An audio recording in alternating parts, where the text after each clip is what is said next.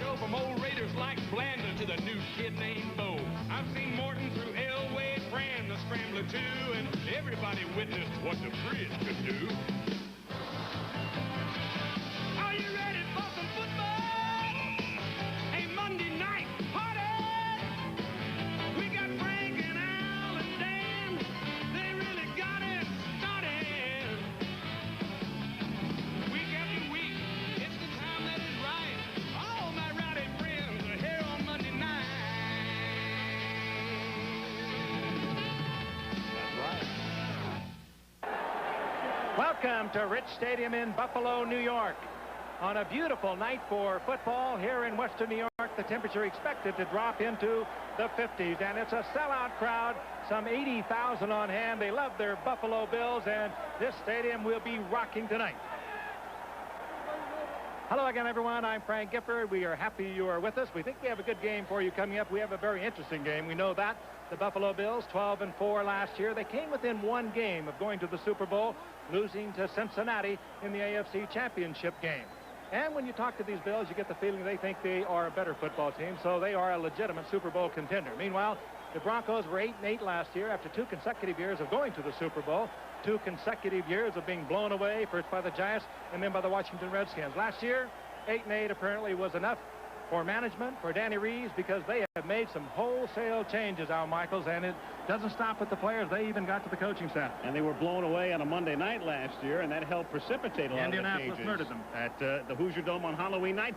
So what they have done is they've bulked up. They've tried to get bigger. They've bulked up the defense. In fact, what they did, among other things, Joe Collier, who had been there for 20 years, was fired at the end of the 1988 season. Wade Phillips brought in to run the defense. And here is a team, it wasn't that long ago, playing in Super Bowl 22, January of 1988, and tonight only 11 of the 22 men who started that day in San Diego will be in the starting lineup.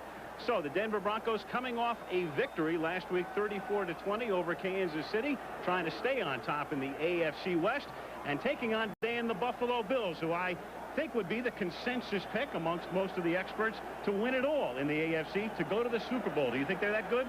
Al, I think the only other team in the AFC that maybe could go toe-to-toe with Buffalo would be maybe Cincinnati from a purely physical standpoint. And when you talk about the Buffalo Bills, that's really the vein in which you must discuss them. They are a physical football team. You know, when you sit down and look at the Denver Broncos and the Buffalo Bills, play a little game. How many Broncos could start for Buffalo? I'm not intending to get anyone upset in Denver, but we're hard-pressed to come up with more than a half a dozen Broncos that could start for this Bills squad. So I guess Denver's way of having to win this game, they're going to have to throw the football. The bad news there is that Smith, Conlon, Bennett, they're really upset they didn't get any sacks last week against Dan Marino and the Dolphins. They're coming after John Elway tonight. And Rich Stadium packed.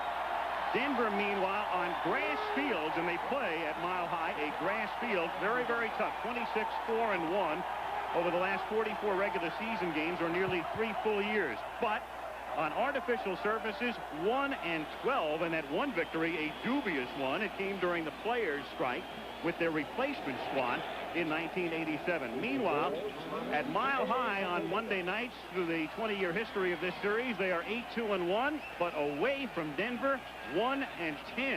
That one victory in 1986 against Pittsburgh. Buffalo to receive.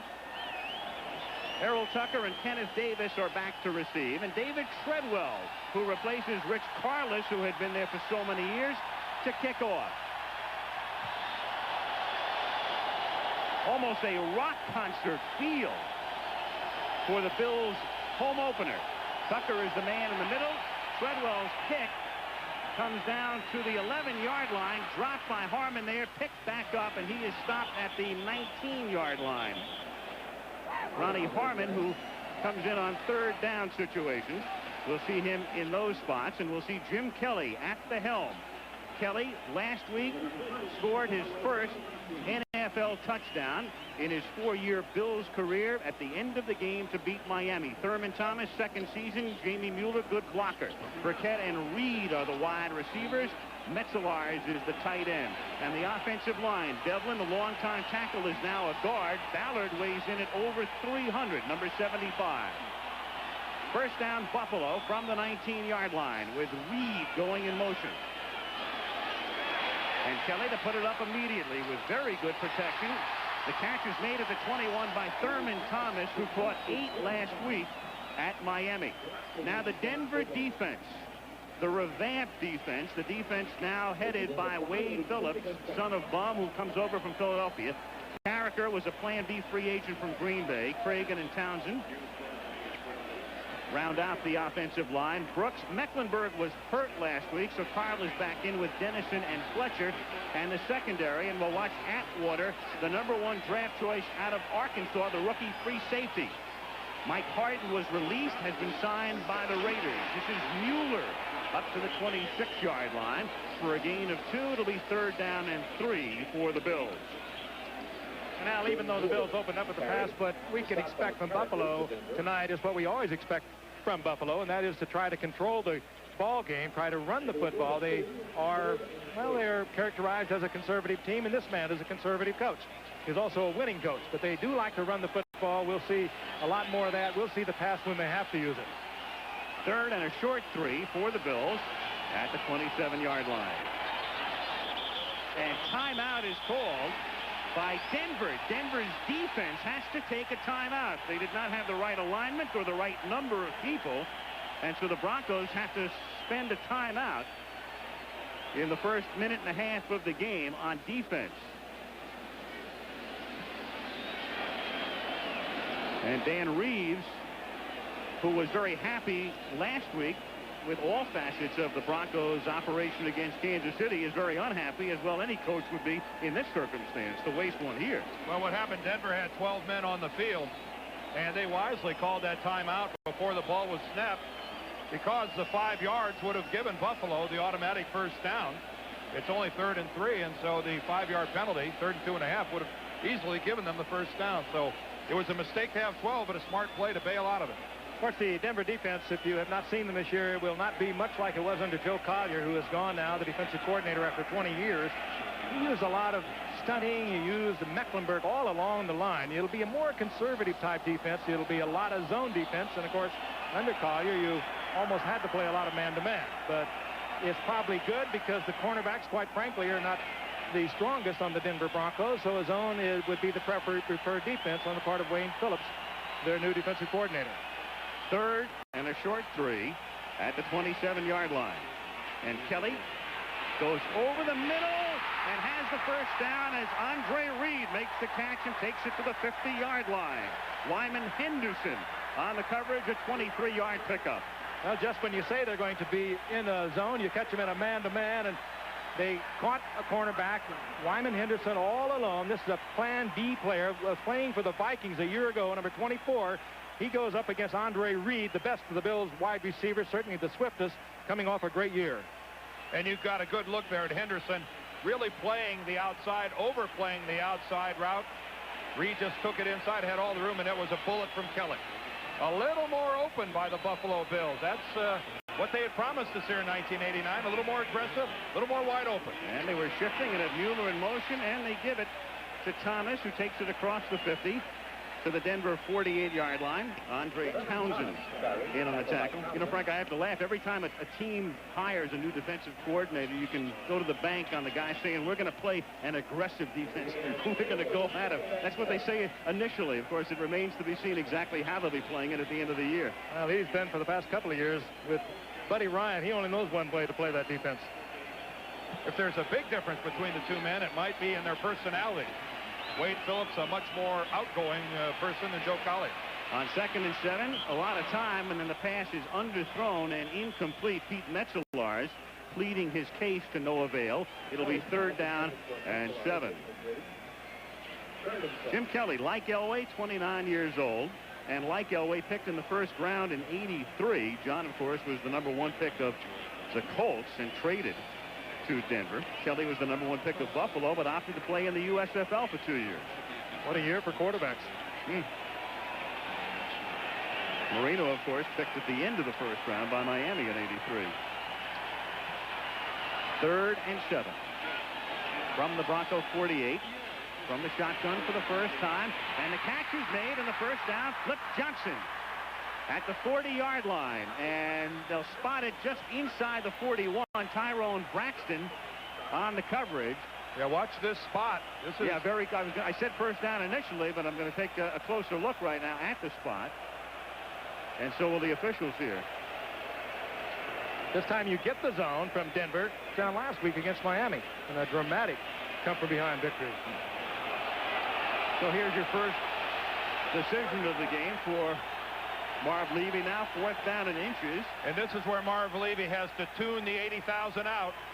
He can't get caught up with listening to the crowd, but if you look at Marv Levy, it's obvious there was no decision involved at all here. Well, you're going up against the team that a year ago was 27th against the rush. Marv Levy not only has a great defense, he has a huge offensive line. Now, he probably is thinking, if I can't get a half a yard out of this, well, then we shouldn't be on this field. Yeah, well, that's been said before by a lot of losing coaches. Yeah, a lot of out-of-work coaches. And he puts the ex-Bengal Larry Kinnebrew in there as the tailback in this set, and he's stopped. See, that's, well, at the line of scrimmage, Rick Dennison and Carl Mecklenburg right there in the middle. If I have Buffalo's defense at that position of the field, you're allowed to be a little more conservative when you're forcing Denver to go 80, 90 yards. And when you're going against an underdog like you are in the Denver Broncos, why do you take any chance that gives them an opportunity to get up? And that's exactly what's happened right now. The Broncos, an underdog right now, feel like they're the favorites. This is where we started. Orchard Park, New York, suburb of Buffalo, and it's packed. They put more than 622,000 into the stadium last year to set an NFL record, and they figure to do just as well in '89, coming off a 12-4 mark last year. Denver holding Buffalo on down, taking over at the 42-yard line. Early first quarter, no score. John Elway at the helm, and right to the air he goes with good protection, and he hits Jeff Alexander out of Southern University at the 50-yard line. So John Elway, the NFL record 5 consecutive seasons, throwing for 3,000 or more yards, currently held by Marino. Elway seeking his 5th in a row. Sammy Winder is still there with the new fullback Jeff Alexander. Johnson and Jackson are the wideouts. Mathiel is banged up, and the offensive line. Melvin Bratton is in the game at the moment as Sammy Winder comes out on 2nd and short from the Buffalo 49-yard line. And Alexander runs right into number 55. No introduction necessary. Cornelius Bennett, who had his coming out party here against Denver in 1987. A good look at Bennett playing back off the line, just scrapes into the hole. Boy, it gets inside Kenny Lanier, the right tackle, and that is a big-time tackle. In-your-face football that time by Cornelius Bennett. Just kind of looking ahead tonight, he is going to be a dominant force for Buffalo's defense, not only against the run, but in a scrambling John Elway. He has great speed, Cornelius Bennett. 3rd and inches at the 48-yard line. That's Sewell in motion, and Elway gives it to Sammy Winder, and he picks up the 1st down, taking it to the Buffalo 46-yard line. Mark Kelso comes up to make the tackle. The Buffalo defense, the great defense, the veteran Still and Smirlis, and the All-Pro Bruce Smith. Then the linebackers. They speak for themselves. Bennett and Conlon and Bentley and Talley. What a quartet. Burrows and Odoms, one of last week's big heroes. The corners, Leonard Smith over from the Cardinals last year, and Kelso are the safety. 1st and 10, Broncos at the Bill 46. 9:20 to go, first quarter.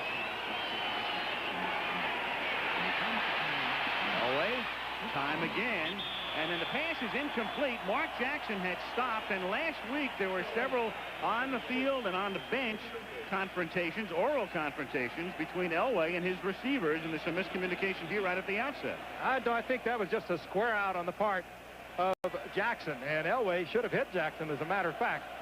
Elway changed that play at the line of scrimmage, and he knew he was going to get man for man. He made the good change.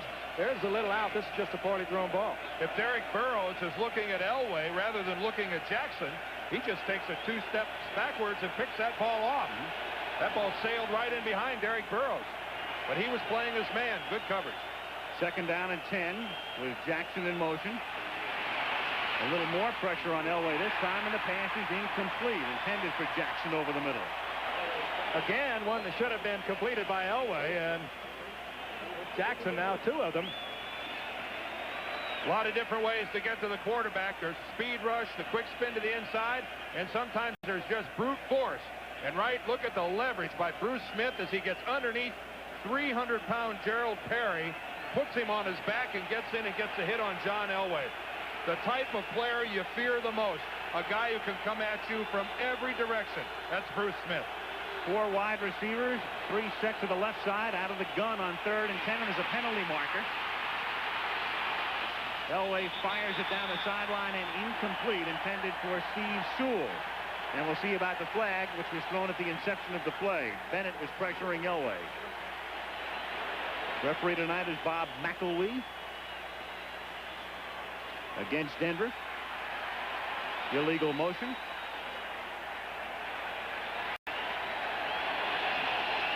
And the Bills will decline it. Illegal motion, number 60, offense. Penalty is declined. 4th down. Well, you talk about how some plays have ramifications on down the line. That's Gerald Perry. Remember, he got put on his backside the last time. Good look at him there, rocking out early, trying to get the head start to square up on Bruce Smith. Top of your screen, Cornelius Bennett flushing Elway out of the pocket. He hurries the throw and brings out the punting team.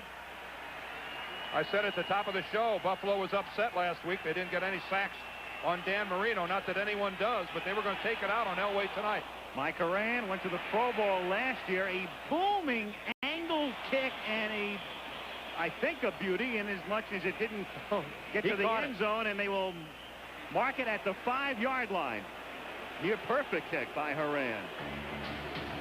41 yards, pins Buffalo deep. 8:53 to go, first period. Over Buffalo on a very clear night.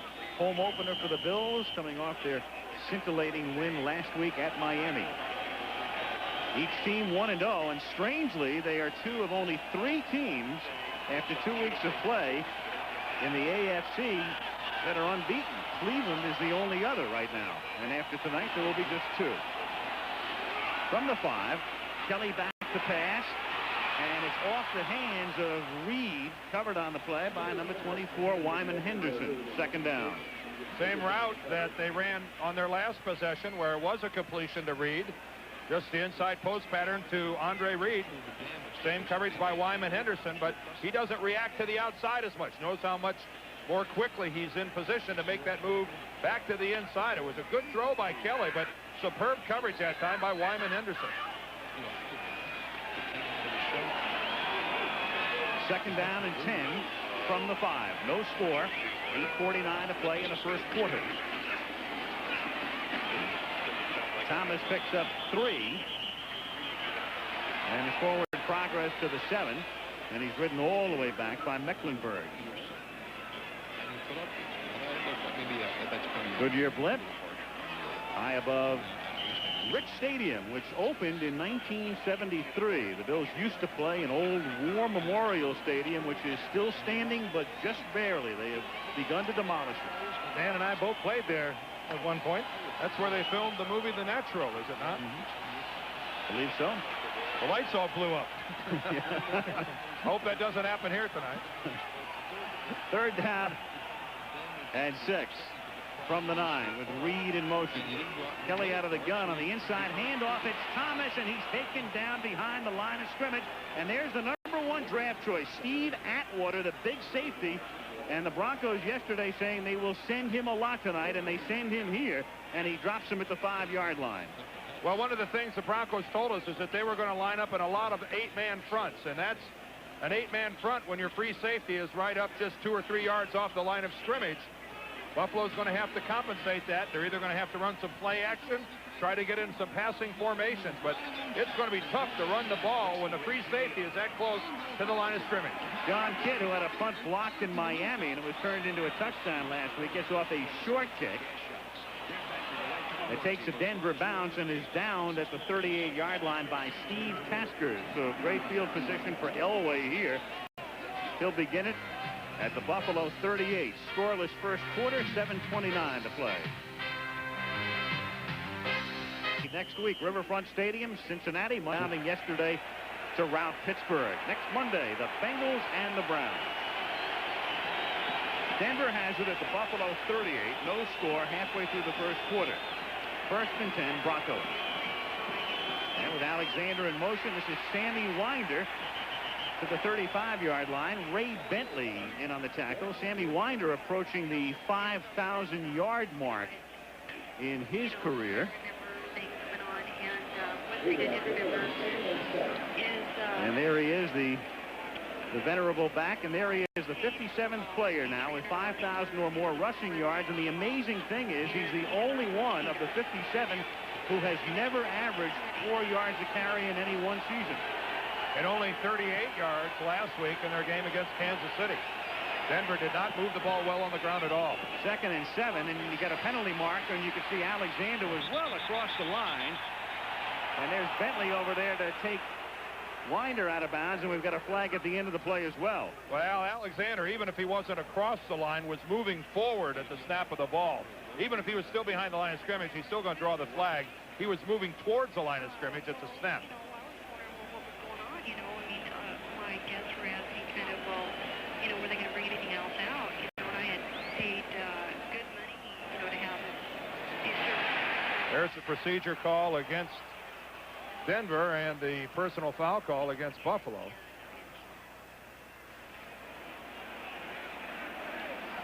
So they'll sort it out.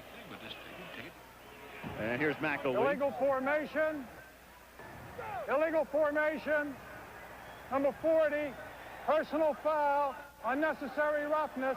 Number 50, that's a 5-15 situation. Enforce the 15-yard penalty against the defense. Now, 15 yards, automatic first down. Okay, look at the right of your screen. Watch number 40, Alexander. He makes a break towards the line of scrimmage to block Cornelius Bennett before the snap of the ball. Now watch Ray Bentley, number 50. How far out of bounds is the hit? Well, it's a good 5 or 6 feet out of bounds. So you can't blame the officials for throwing the 2 flags, and this is what they call the 5-15 situation. And it really doesn't make a whole lot of sense to me. In essence, what it does, it says the 5-yard penalty isn't as important as the 15 when it's a personal foul. They negate the 5 and just enforce the 15. And a first down for the Broncos at the Buffalo 20-yard line.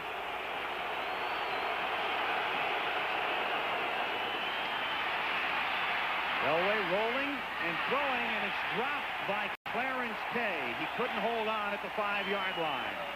Well, don't hang any blame on John Elway on that throw.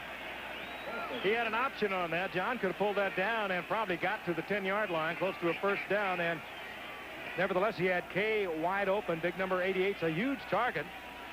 Coming from clear across the field, rolling, making it very smooth on the rollout for John Elway. John was in there. It's a pass that, even though low, that should have been caught. Oh, it was right between the 8 and the 8 on Clarence Kay. John Elway continues to be brilliant on the roll. And on 2nd and 10, the pass is short and intercepted by Odom, who picked off 2 last week.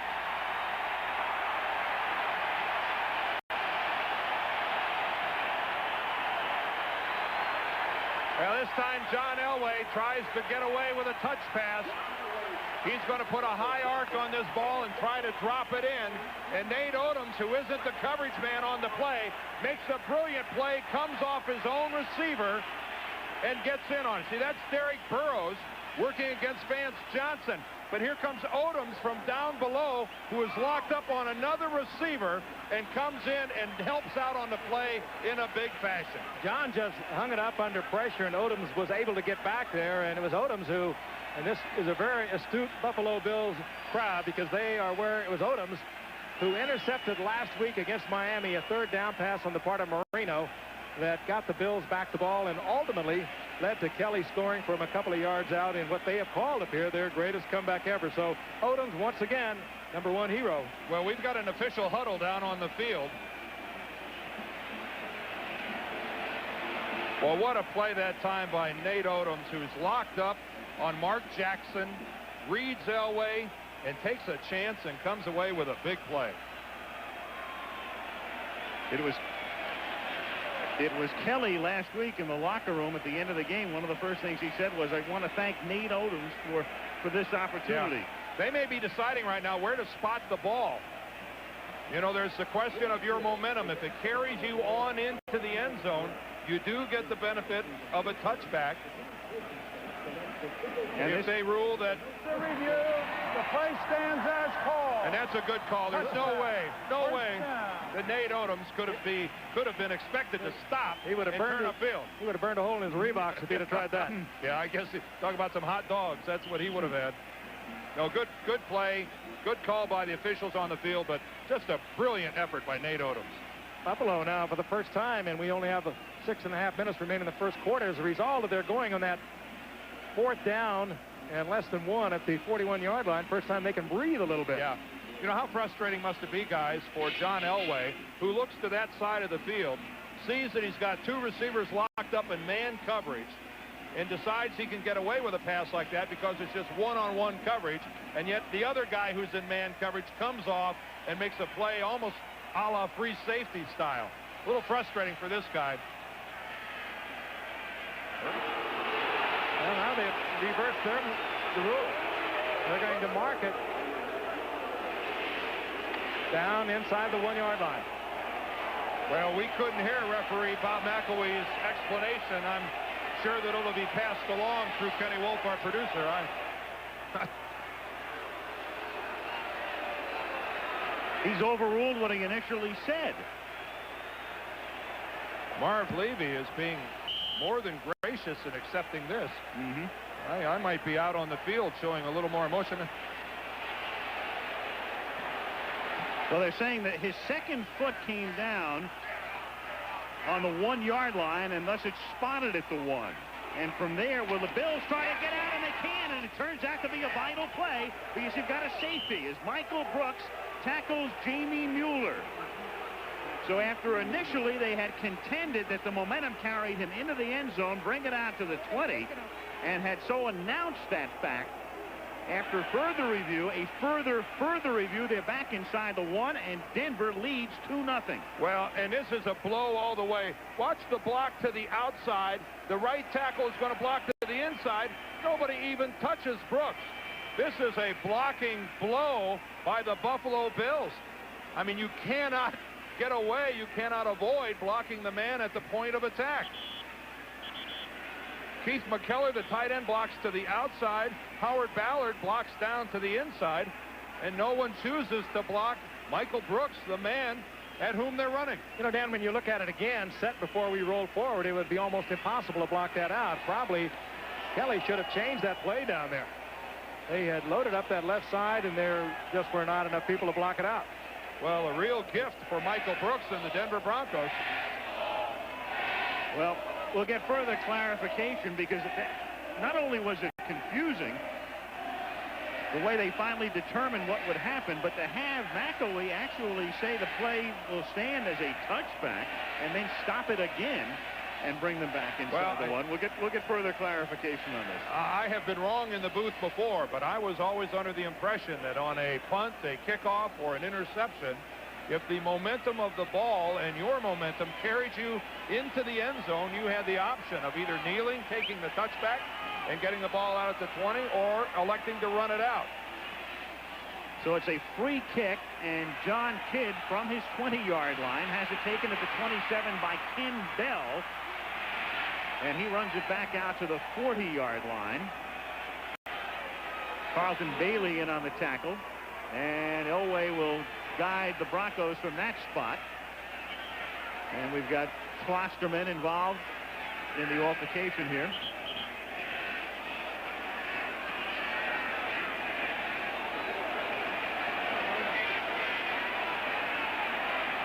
And Burrows as well, who you'll recall was thrown out of the AFC Championship game last year against Cincinnati early on.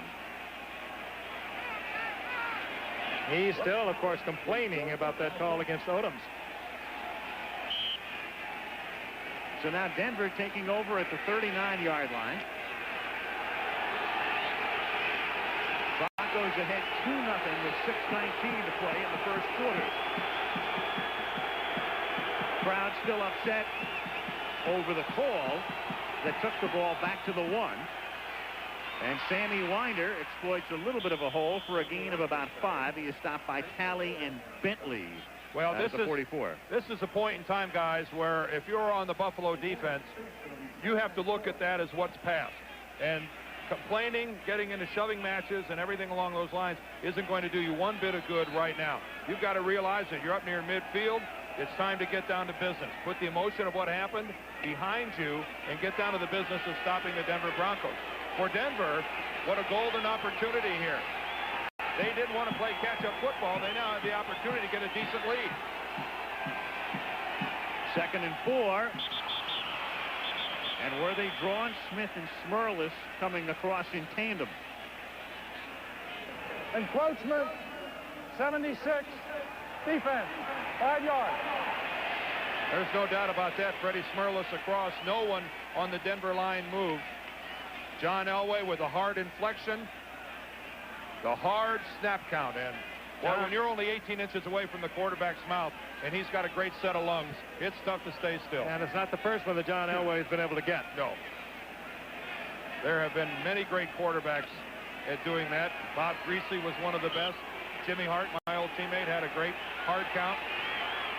He is an all-pro encroachment inducer.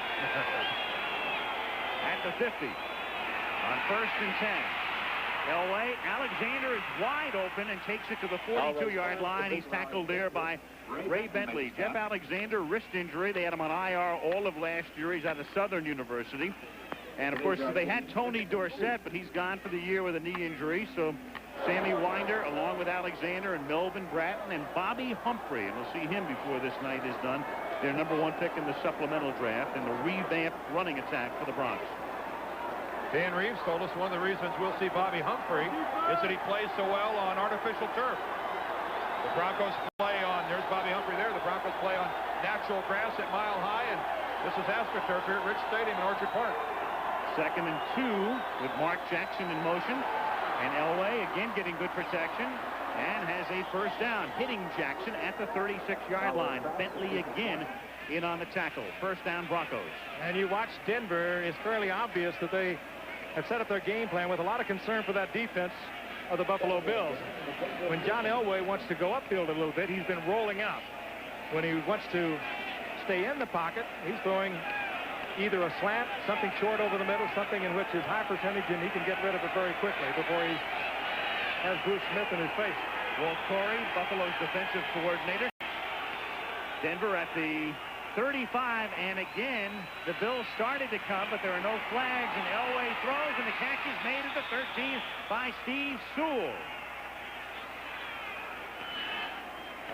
Steve Sewell, 3rd down specialist, 5th year out of Oklahoma.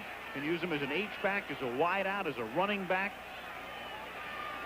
Good running back when he came up, but a good receiver. He just worked out of the backfield, found a little open spot, and John Elway was able to whip it in there. I think he's locked up one-on-one, Frank, with a linebacker. I think Ray Bentley was the guy who had coverage. And Ray Bentley, yeah, there he is, number 50, late coming in. Sewell gave him a little head fake to the inside, took the outside, and Bentley was frozen. 1st and 10, Denver at the 12-yard line. Vance Johnson in motion to his left now.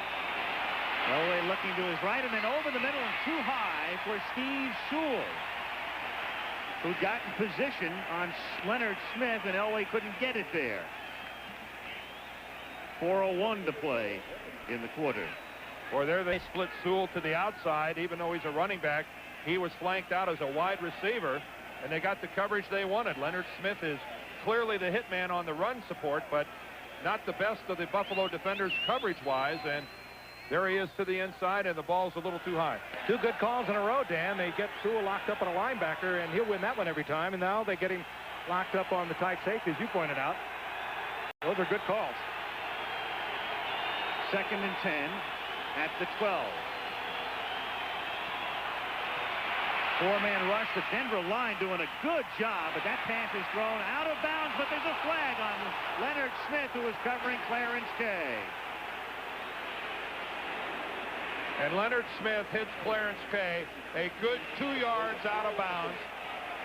Leonard Smith, the former teammate of mine with the St. Louis Cardinals, if he ever had one negative to his playing style, it was his ability to take the personal foul. He would take the cheap shot. Foul, unnecessary roughness, 46 And defense. folks, that's way out of bounds. That is totally an unnecessary play by Leonard Smith. A great guy, really active here in the Buffalo community, and maybe the best trade the Bills have ever made as far as getting a quality player for not giving up a whole lot. But that's a stupid penalty. And it probably is why he is here in Buffalo, wouldn't you say, Dan? He has added so much to this team, and Marv Levy will be the first guy to tell you he has changed the way our entire secondary plays. But you can't make mistakes like that. And is that the reason, that the type of situation that the Cardinals found made him expendable? It aggravated Gene Stallings, but you know what? For a player like Leonard Smith, I put up with a lot of aggravation. That's a poor trade by the Cardinals. 1st and goal, Denver at the 7-yard line. Sammy Winder threads his way down to the 3. It'll be 2nd down and goal with 3:48 to play in the opening quarter, and the Broncos on top 2-0. Sammy Winder, 8th year out of Southern Mississippi. A typical week for him last week, as we mentioned, the only of 57 players in the history of this league to rush for 5,000 yards, and yet never averaged 4 yards a carry.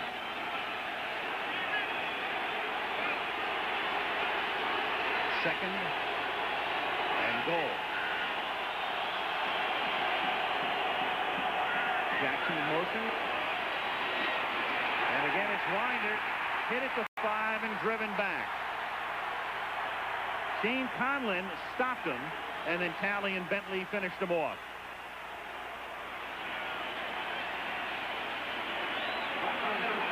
Shane Conlon, of course, one of those number 1s you see down there, a number 1 draft pick. Big number 58, who used to play on the outside before Cornelius Bennett came. They moved him to the inside, and he promptly made the Pro Bowl from the inside. Great instincts, great reaction, and a great read on that play. And we may hear a little noise right now. In the shotgun, 3rd down and goal. 4 wide receivers. 3 set to the left. Elway now looking back at McElwee. Oh, but Kenny Lanier, the right tackle, came out before Elway got a chance to signal a timeout. Oh, now let's see if the officials stopped it before Lanier moved. McElwee had not raised his hand yet. I didn't see it either. This should be a penalty against Denver. You think of all the ramifications of this rule, none of them terribly positive. Watch the right screen, the right tackle, 76, Ken Lanier. Boy, he flinched once, then flinched again and came out well before Elway signaled a timeout. Now, unless the referee stopped it before John asked for the timeout, that's got to be a Denver penalty. The defensive team has been asked to assist in quieting the crowd so the game can continue. We ask for your cooperation. Well, there's your answer. Bob McElwee is acting like it didn't happen, invoking the crowd noise. Interesting enough, though, in our talks with both Dan Reeves and Marv Levy, both are in favor of this rule. Very much so. Right now, well, let's see, we're above the jackhammer at the moment. Coming up on Bruce Springsteen. Yep.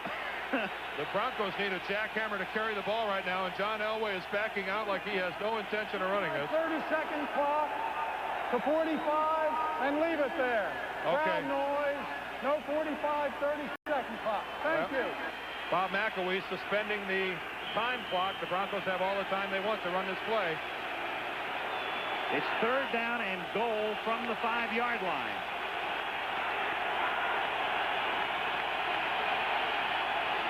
Johnson in motion. Elway pressured that time by Bennett and has to throw it away. And credit that one to Cornelius Bennett, who went right by Ken Lanier in a hurry. Bennett with that tremendous speed working around big Ken Lanier. Watch 76 and watch Bennett. Lanier could not get out of the stance, didn't have a chance against him. Well, you know what? You know what that is? That's the Denver offensive line having to go on that silent snap count. Lanier, the right tackle, is having to look inside. He has to move on the snap of the ball rather than the sound of his quarterback. The crowd noise right there cost Denver that play. Credit the Bills fans. David Treadwell out of Kubiak's hole. The 22-yard field goal attempt is perfect. So the Broncos march down the field, settle for 3, and with 2:15 to go in the first quarter, it's 5-0 Denver. Rich Stadium, home of the Buffalo Bills, who did not lose a game here last season. They were 8-0 during the regular season, won a playoff game against Houston, advanced, of course, to the AFC Championship game where they lost to the Bengals at Riverfront in Cincinnati. Tucker is in the middle. He's flanked by Ken Davis and Ronnie Harmon. Denver on top 5-0 with Treadwell kicking off. 2:15 to go in the opening quarter. And Treadwell, who's had trouble on his kickoff, boots this one down to the 3. Errol Tucker brings it back out to the 24-yard line, and Jim Kelly and the Bills start from that spot. Jim Kelly grew up in western Pennsylvania. Of course, he went to Miami. And as we said, selected by Buffalo, but chose to play in the USFL. 2 seasons with the Houston Gamblers.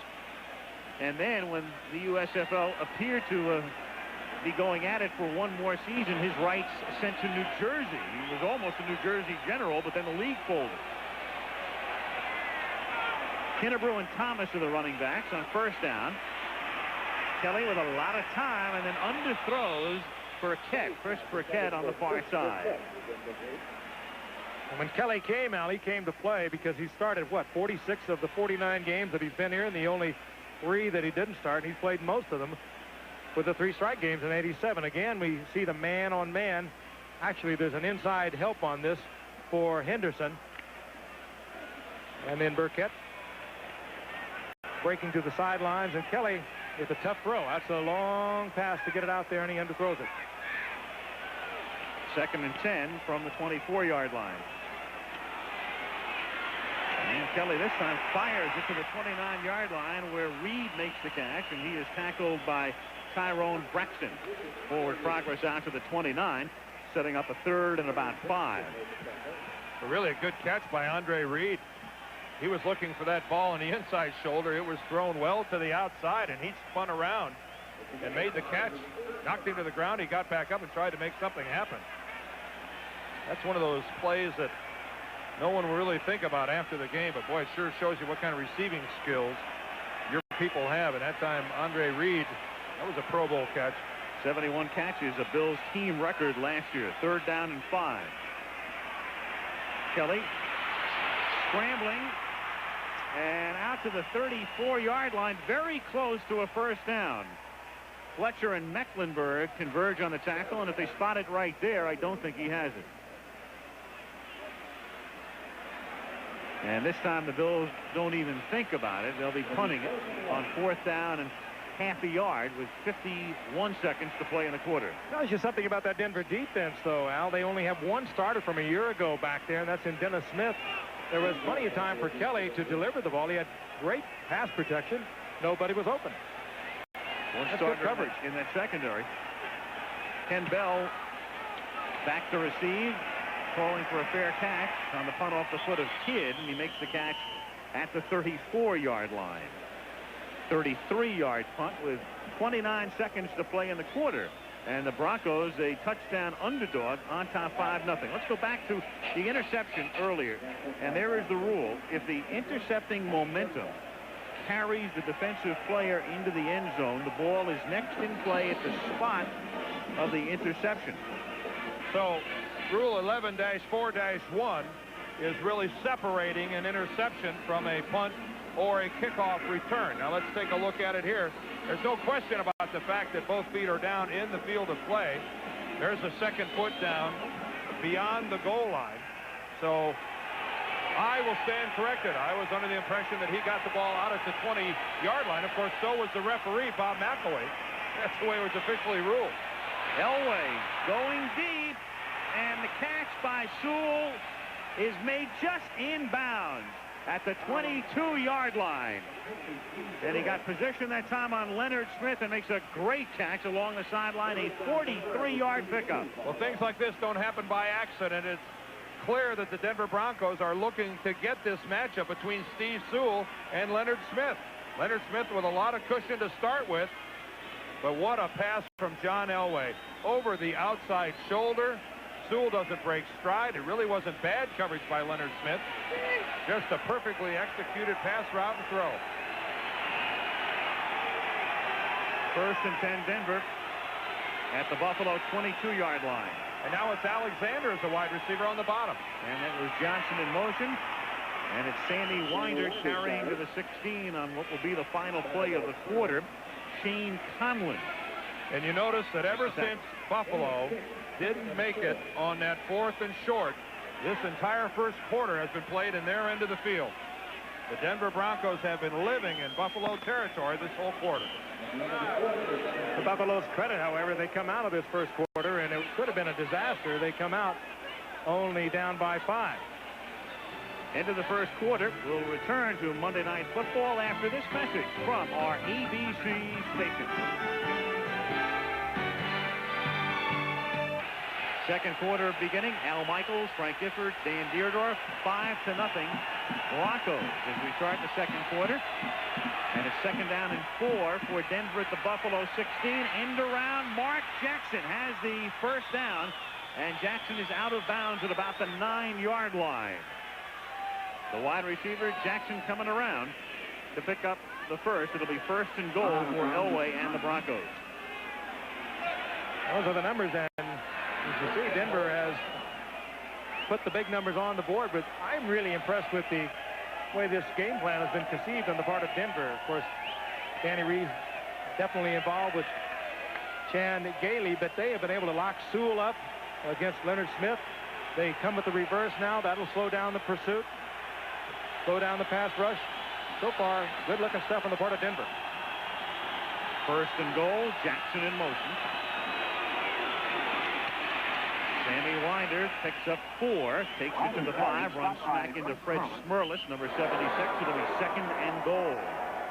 Well, if you ask most football experts coming into this game, who is the more physical, who is the more dominant team on the line of scrimmage, I think everyone would have agreed that it was the Buffalo Bills, and yet so far in this game, it is the Denver Broncos that are actually out-physicaling the vaunted Bills. That's a good example of it right there. 4 yards on a first down play down by the goal line. Second and goal, Denver at the 5. Alexander stays in to block, but Elway still has to move to his right, and then the pass is incomplete, intended for Jackson, and the play busted up by Derek Burrows. And Jackson wants a flag. That time it was Smerlis who penetrated, forcing Elway out of the pocket.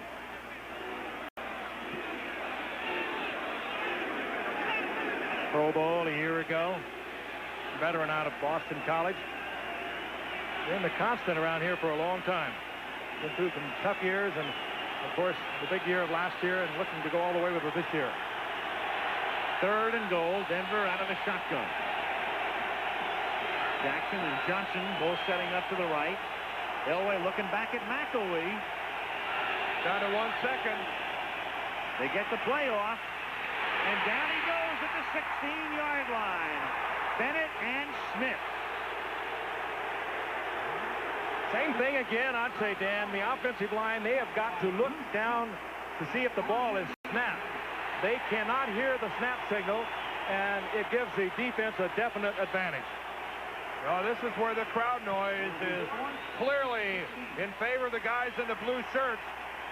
Gerald Perry just gets thrown out of the way by Bruce Smith. John Elway eaten alive. And there is sack number 1 for Bruce Smith in 1989. 34-yard attempt. And it will not be the last. It's going to be a long night for Gerald Perry.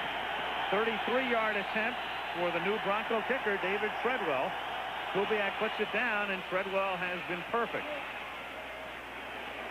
The kick is good. Perry now has been beaten by Bruce Smith, just running right over the top of him. He was beaten on a great all-pro spin by Bruce Smith, and it will be long for Gerald Perry tonight. That's a college score right there.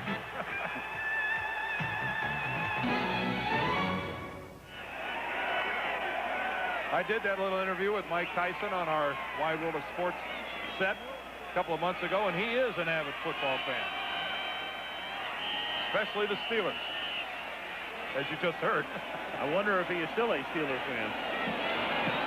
There are fewer of them than there were 10 years ago. Kickoff taken at the 2-yard line. Errol Tucker brings it back out to the 24.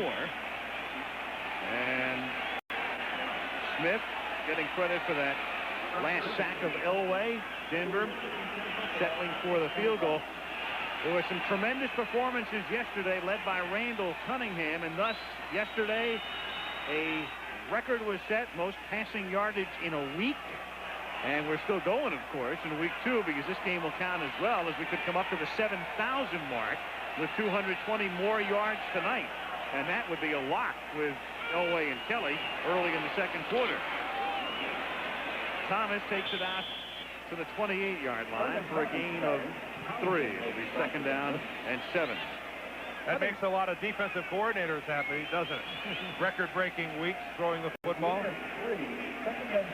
lot of gray hairs for Wade Phillips and his cohorts around the league. That's not the kind of stuff they like to see broken. They like sacks and safeties.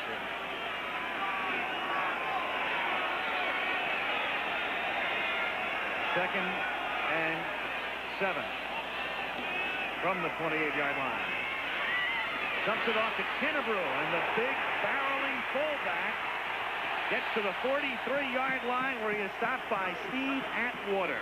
Problem with Kennebrew when he was at Cincinnati is they'd have to weigh him at a truck stop. If he can keep his weight down, he can be a very valuable man for Buffalo.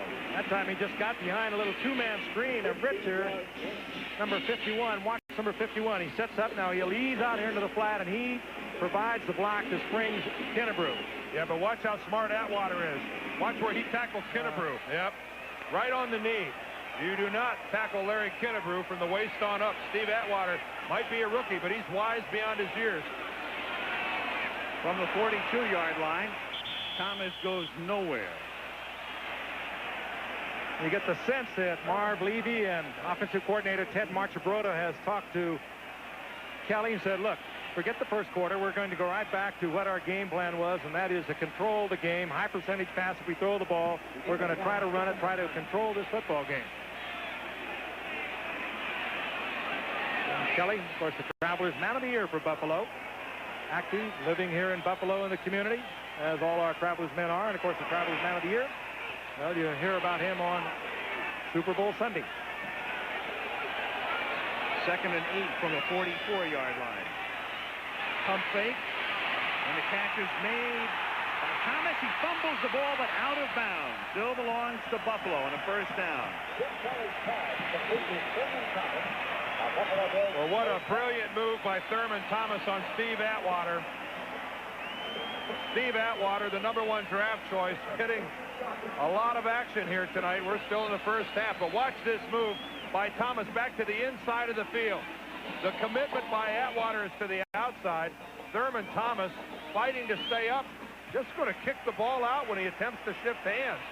Wisely going to move it over and then just swats it out of bounds. Nice play, Thurman Thomas. And Thomas involved in one philosophical change for Buffalo as Kelly on 1st down going deep and incomplete and batted away by Dennis Smith. Overthrown, intended for Metzelaars, the tight end in the area. One philosophical change for Buffalo. They're going to throw a lot more to Thurman Thomas. The graphic came up. He caught 18 balls all of last year, or about 1 a game. But last week he caught 8, and tonight they've thrown to him twice. I don't think there's any question about it. He's the principal part of the offense. He became a starter a year ago as a rookie and replaced another starter and a good football player, Ronnie Harmon. He's a lot of offensive weaponry, Thurman Thomas. And here he is, picking up about 4, taking it to the 37-yard line, where it will be 3rd down and 6. Thomas rushed for over 800 yards as a rookie. And as you mentioned, Al, they didn't really have him much into the game plan as a pass receiver. But this year, obviously, they're going to utilize him as a receiver. Buffalo doing what they want to do now, and that is hammering the ball on the ground. Kelly missed it a moment ago when he had a receiver wide open. But again, a high percentage pass route. Well, they at least have to feel good about the fact that they're on Denver's side of the field. 3rd and 6 at the 37. Denver leading 8-0. Kelly for Reed, off his hands and intercepted at the 25-yard line by Wyman Henderson. And then the ball winds up dead at the 36-yard line. And it's still Denver's football. Well, that's just a high throw from Tim Kelly, and he knows it. Boy, look at the frustration on his face. And a good pass to get rid of your wide receiver, Andre Reed. He led him right into a tremendous collision. You see right there on the part of Dennis Smith, and he will really wobble you. Reed, however, got to his feet and was in on the play. Yeah, the ball was thrown a little high. The ball was thrown a little out in front of Andre Reed, and that's really the type of throw where you must protect your wide receiver. But look at the ball just lay there. And a good break for the Denver Broncos. They cover it off. And it was Kip Carrington who came in to make the recovery at the 35-yard line. The ball nobody wanted. And this is the first carry of the night for Bobby Humphrey out of Alabama. He was in the supplemental draft, not the regular draft, and that's the draft that sent Tim Rosenblatt to Phoenix and Steve Walsh to the Cowboys.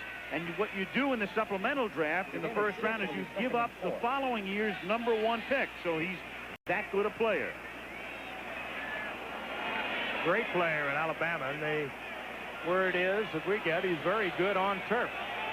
Was a Heisman contender at the start of the '88 season, but re-injured a foot that he had hurt in '87 and didn't play for a couple of games. 2nd and 4 at the 42-yard line with Jackson in motion. Here's Humphrey again. And Humphrey showing his speed, getting inside the 40, inside the 30, and written down to the 25 by Nate Odoms. And a good, strong move by Humphrey to hold on to that football as Odoms was tackling that football when he took him down. Boy, and what a block he got to spring him. I think it's Melvin Bratton who's lined up on the wing. Look at the top of your screen. It's Melvin Bratton who's going to come in and make the block right there. Right there you see the block on Leonard Smith that allows Humphrey to break away. Well, we see Odoms are trying a little Lawrence Taylor slash at the ball. But Humphrey held on For a 33-yard pickup. 1st and 10 at the 25. Now Elway to the air. Elway going deep, looking for Sewell, but throws it out of bounds, and he was blanketed by Leonard Smith. Well, that time Leonard Smith just ran Sewell off the field. That was superb coverage, excellent coverage by Leonard Smith. There's a flag down on the play. I think he just took him out of bounds, and the flag is down. Well, once they were into the end zone, let's see where the hold took place. What they were doing in the end zone was fine. Let's see where he got him. Let's see if we can see where the hold takes place. Sewell makes his break to the out. Oh, there it is right there. He reaches inside with the right hand. But that flag was actually thrown way upfield. And I'm sorry, guys, that's out of bounds. There's a look at the coverage there, but and he threw the flag right there. But that's where the flag was also thrown. I'm sorry, that's not all that bad a coverage. It gives them an automatic first down at the 20-yard line with Johnson in motion. And Elway firing to Jackson at the 9-yard line for a first down. Mark Kelso in on the stop. And Elway protected well, and that time a nice block by Jeff Alexander as they keep him in the backfield. Jackson working against Derek Burrows, and he just pulled up to avoid the linebacker. And let's take a look at it again. Now watch the flag. Referee on your official on your right. Here's the flag. Is going to come in right there. But they're already out of bounds. I mean, I understand. I mean, that's contact. There's no doubt there's contact between the two. But that's hardly what I would call a flagrant penalty against Leonard Smith. You see much worse than that all the time that doesn't draw a flag. But nonetheless, nonetheless, it's all Denver so far. First and goal from the 9. Blitz is on, but he gets the throw off to Johnson, and he walks into the end zone for the touchdown. And 80,000 have been stilled at Rich Stadium as the Denver Broncos come into town.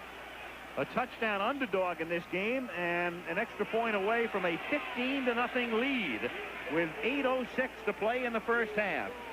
Vance Johnson is in motion, and I want you to watch him right here. He's going to come to here, come back, and then go back out, and it's his little stutter move behind the line of scrimmage that's going to screw up the defense of the Bills, because look how wide open he is. That's just a blown coverage. Nate Odom's way too late getting over there, and Vance Johnson, with that movement behind the line of scrimmage, causes some confusion in the Buffalo secondary. Treadwell boots it through. Good. And so Treadwell, following in the footsteps of Rich Karlis, who had a contract dispute.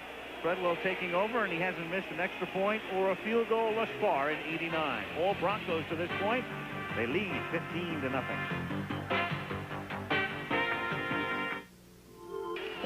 Denver Broncos on top 15-0 with 8:06 to play in the first half in Buffalo.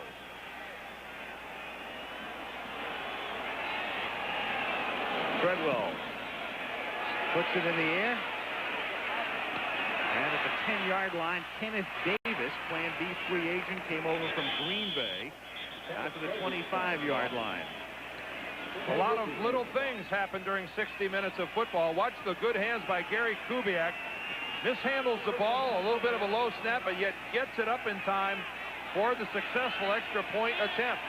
See, Treadwell's kick is up. That is not easy to do, handling a ball that comes back like that low to the ground. Gary Kubiak, credit him with a point for the Denver Broncos. Something that'll never show up on a stat sheet. No, sir. As Mike Ditka said yesterday, though, stats are for idiots. At the 25-yard line. Let's get James Brooks' opinion on it. Yeah. Kelly hits Metzelars for a gain of 8. Yeah, some reporter asked Ditka about Tomzak yesterday, 10-for-26. Of course, the Bears winning the game, routing Minnesota. Stats are for idiots. He never does generalize, does he? James Brooks, of course, opening the Mike Ditka fan club in Cincinnati. Ditka makes some derogatory comments about Brooks. Brooks responds in kind, and it's created a little mini controversy here. That's Kennebrew hardly doing the Dorothy Hamill routine in motion as Thomas gets slung out of bounds or close to it by Simon Fletcher. Yeah, but when you weigh 260 pounds, a degree of difficulty is something.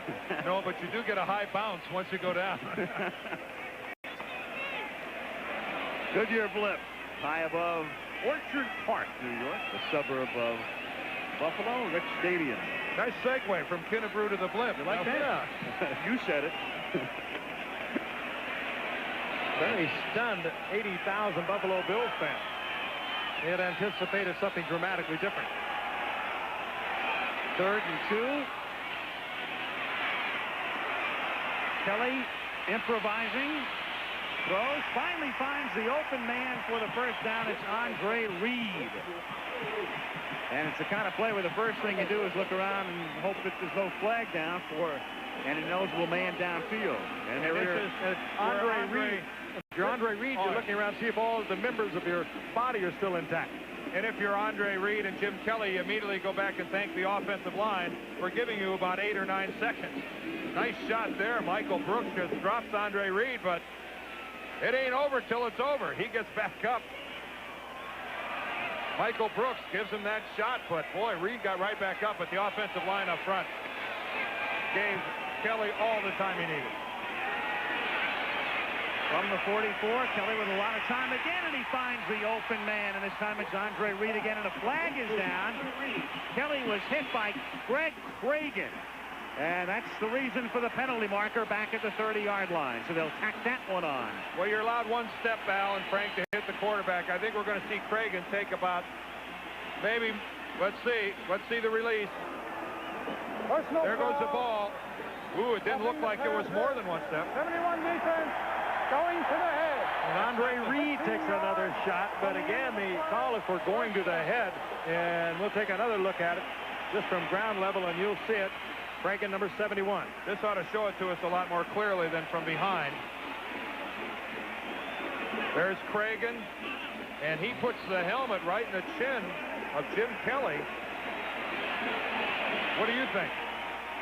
I call a penalty on that, a blow to the head, and they've not changed the rules. There's also a stipulation this year, too, going for the quarterback knees, which was precipitated by the call last year on Jim Everett in the Philadelphia Ram game. I know exactly what you're saying, but let me tell you something. A guy like Greg Cragen is coming in there. He's busting a gut trying to get to the quarterback. Let's look at it at a regular speed. Now, how much body control is a guy supposed to have? There he comes in. You know, granted, that's a heck of a shot, but, you know, the quarterbacks have pads on, too. From the 25, Harmon to the outside, and finally taken down by Michael Brooks, who'll get credit for the tackle. He was hit by Dennis Smith, among others. Going back to that pass play, Kelly, he's one tough quarterback. That would have taken a few of them out of the game. He was on the carpet for a while, got up, gritted his teeth. You could just see it. We had a good shot of his face. That really hurt.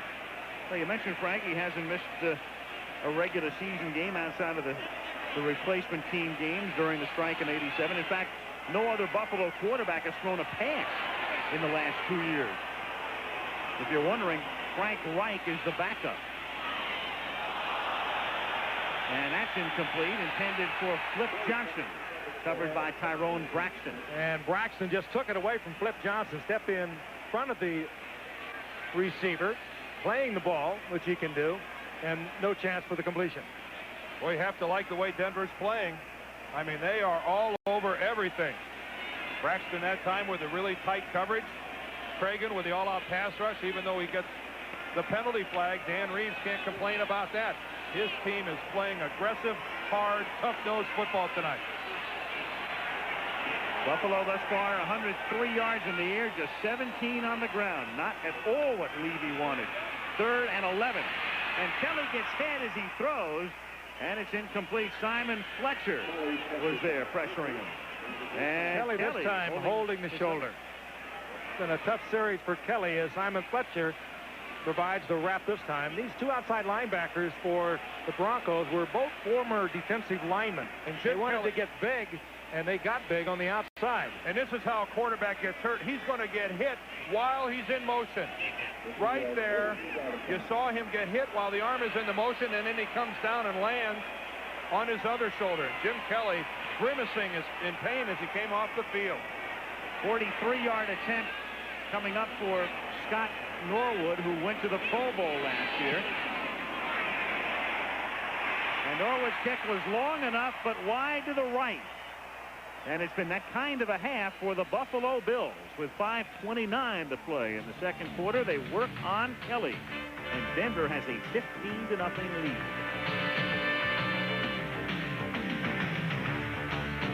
Sideline as we come back to Rich Stadium. Some of the people around here got a little crazy with Dan's remarks concerning the Buffalo weather last year. I don't understand it. I don't either. What a night. Wonderful weather up here. It's before I get killed. How could it be any nicer here than it is today? It couldn't. You found out walking the street today, didn't you? I went for a walk today, and the people here have a sense of humor. I mean, everybody takes it all in good fun. Great football town, Buffalo. Got a great sense of pride in their community. Well, they better have a quarterback who can play with pain, because Jim Kelly's hurting right now. Denver has it at the 25-yard line after the missed field goal, and Elway shoots it out to Jeff Alexander for another big gain as he rips it out to the 46-yard line. He's stopped by Darryl Talley. Big Saturday of college football upcoming. The day game beginning at 3:30 Eastern and 12:30 Pacific will feature the Buckeyes of Ohio State, and their band is here tonight, taking on the Trojans of USC. And then at night, prime time, the Michigan Wolverines trying to rebound from the Notre Dame defeat, taking on the Bruins of UCLA, who had to come from behind to knock off San Diego State the other night. 1st and 10 from the 45-yard line. As Jackson in motion, and he slips. And Alexander fights his way close to a first down. We'll see where they spot it at the 45-yard line. He's stopped by Scott Radisik. If I were defensive coordinator of the Buffalo Bills, Walt Corian, I'm not, of course, but I would be quite concerned that we watch Buffalo. We watch the videos of the game against Miami. This Buffalo defensive team that was #1 in the AFC a year ago has been dominated now, basically all except the fourth quarter of that game against Miami last week. And they have been pushed around. They've been beaten by the pass. They've looked totally inept at times. And certainly not the kind of a defense you would expect from the #1 team in the AFC, and they are not showing it at the moment. Second and less than a yard, basically a free play for Elway. And we'll see if he'll go to the air and use it down here. No, he'll just keep it on the ground, and he'll send Bobby Humphrey through the middle to pick up the first down to the 43-yard line. Meanwhile, here's Kelly warming up on the Bills sideline. And as we just got finished saying, no quarterback except Kelly has thrown a pass in the last couple of seasons, except for the strike period when Kelly walked out with most of the rest of the Bills. There is the backup quarterback, Frank Reich, and the report from the sideline is that Kelly is all right and will be back in.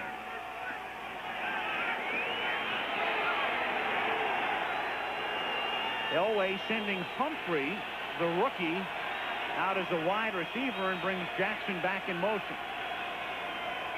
And then he gives the ball to Alexander, and all of that dancing and darting didn't fool Bruce Smith,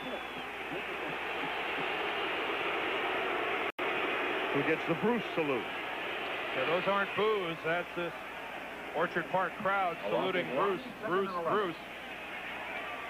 The bad news, I guess, for Denver, Bruce Smith is to their left. The good news is that Reggie White isn't the other way. You know, it really is, I guess, one of the great conversation points surrounding the NFL right now is who's the best defensive lineman in the game? Is it Reggie White? Is it Bruce Smith? Is it Keith Millard? Lofty company. Second and 11.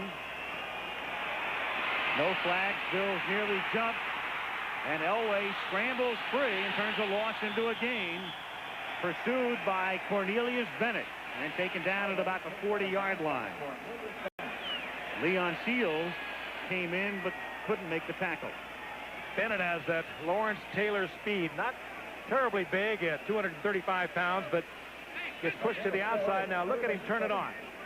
And he takes the angle that will force Elway to go out of bounds, and he's right there to make sure he doesn't get more yardage. But that's from all the way on the other side of the field after being blocked out of the play and then still providing the pursuit. Great athlete. And he wasn't chasing George Blanda either. A lot of linebackers in this league that have no prayer of catching John Elway. 3rd and 8 after you make a 3rd and 7 at the 39. 3:01. He's going to throw this. This is Johnson from the 50-yard line, winds up, throws a duck, and it is, was he inbounds, Mark Kelso? No. Hey, Bruce Smith picked up John Elway. He was the intended receiver, and Bruce Smith read that play and provided the coverage on John Elway. Boy, it was so far away, Frank, all the way across the field, but you are exactly right. Bruce Smith stayed at home and stayed with John Elway. And covered him downfield, Dan. Oh, yeah. You probably dreamed of being able to do that. We may have it on our telestrator camera. Let's see if we can find it here. Watch Bruce Smith right here. After the handoff here, Elway's going to go all the way down the field, and Smith is going to go with him. Look how he just shadows John Elway, and that's a pass designed from the get-go to go back to Elway. Mike Horan, who booted one out of bounds at the 5 earlier. This one is considerably shorter. And they line it up. Officials still marching back upfield and stopping at the 22-yard line. And Kelly does indeed come back out for the Buffalo Bills with 2:45 to play in the half. A 17-yard punt by Horan. Well, you're at the stage of the half with only 2:45, and you're at the place on the field where you're going to have to air the football. And this will be, I doubt there'll be much of a delay in finding out whether or not Jim Kelly's arm is all right. It was obvious to anyone watching that he was in a great deal of pain coming off the field. Bills have all of their timeouts remaining. Reed makes the catch. Down he goes at the 31, tackled by Tyrone Braxton. A little short of the first down. So spotted at the 32-yard line. It's second down and less than 1.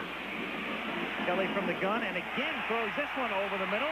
Same play except Reed coughs it up. Braxton is there. He can't recover it. It's still loose and Denver has the football. Randy Robbins. Charlie Trask complete to Andre Reed. Fumble recovered by Denver. They come right back with the same play and it works perfectly again except for the outcome. Randy Robbins recovers the fumble for Denver. Robbins, who had an interception last week against Kansas City to stave off a drive that could have forced a Denver loss, was right there to make the recovery. The hit provided by Wyman Henderson and Dennis Smith. Ball is loose, and Ronnie Harmon, number 33, can't get back to get the ball. Boy, look how close he came to getting it, but Randy Robbins came in with the angle. You know, it was really a fine catch by Andre Reed. The ball low out in front of him. An excellent effort of keeping his feet after the catch and then trying to make something happen. Coughs it up. Boy, what a frustrating game this is. 2:15 to go in the half. Denver has 2 timeouts remaining, and this is Sammy Winder, stopped by Bentley after a gain of 5 up to the 45-yard line. This will take us up to the 2-minute warning, but Denver, no way are they going to sit on the ball. They're going for more points. A very quiet 80,000 spectators here at Rich Stadium.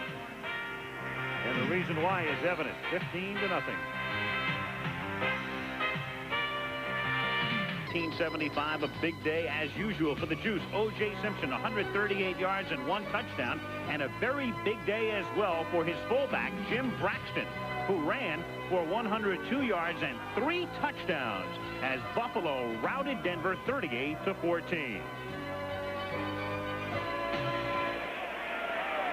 The late Jim Braxton, a real classy man. Of course, O.J. got so much of the publicity, but a great friend of the Juices and a great man in this community, and a tremendous day for Braxton as well as the Juice back when these two teams met a decade and a half ago. From the 46-yard line, Talley comes right into the backfield, and Winder is down. No fumble. Winder is down at the 44-yard line.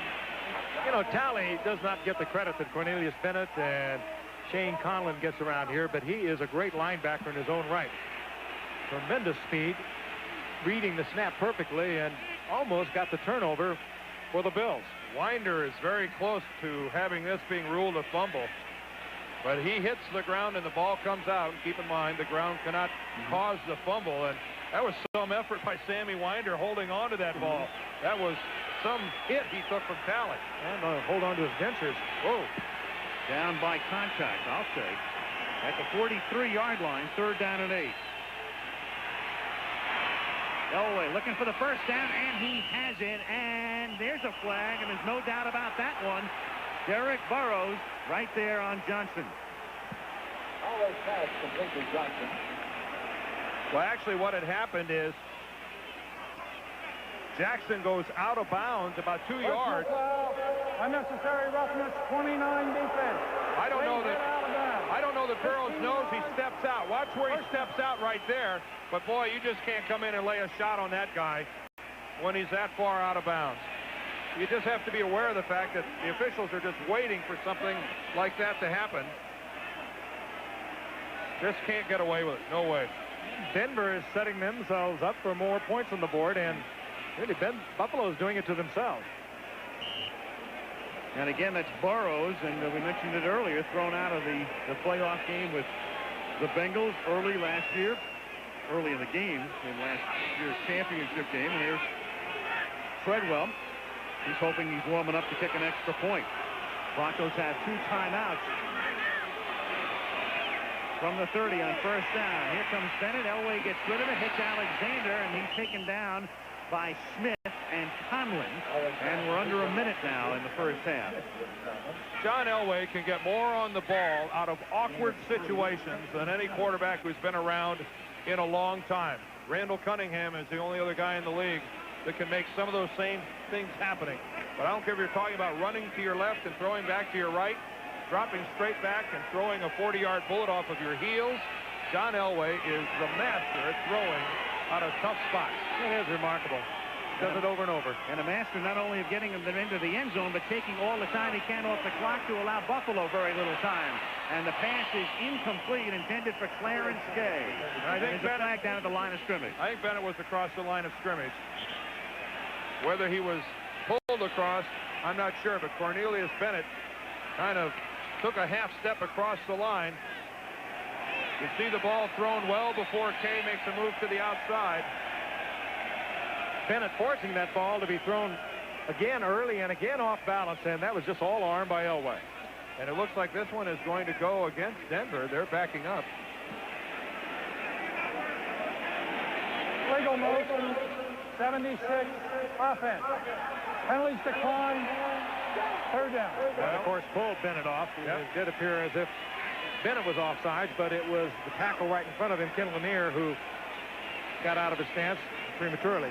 Watch the bottom of your screen, 76. There it is. That's all it takes. Your hand doesn't have to come up or anything else. Just a little rocking back in your stance. That is an illegal movement if you're an offensive lineman. 2 words. You have to be down and set. And of course, the defensive man, he'll read that. That gives him the green light.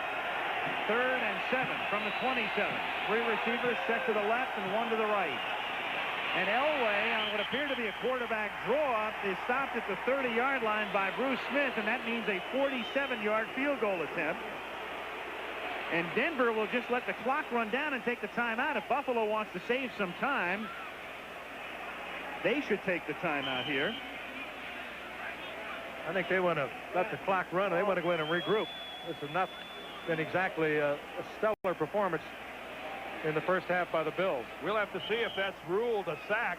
Out of the shotgun formation, I would assume that it is going to be ruled a sack. So that'll be Bruce Smith's 2nd sack of the night tonight against John Elway. Mind you, at halftime, we are going to continue a feature that we're going to be running throughout the year.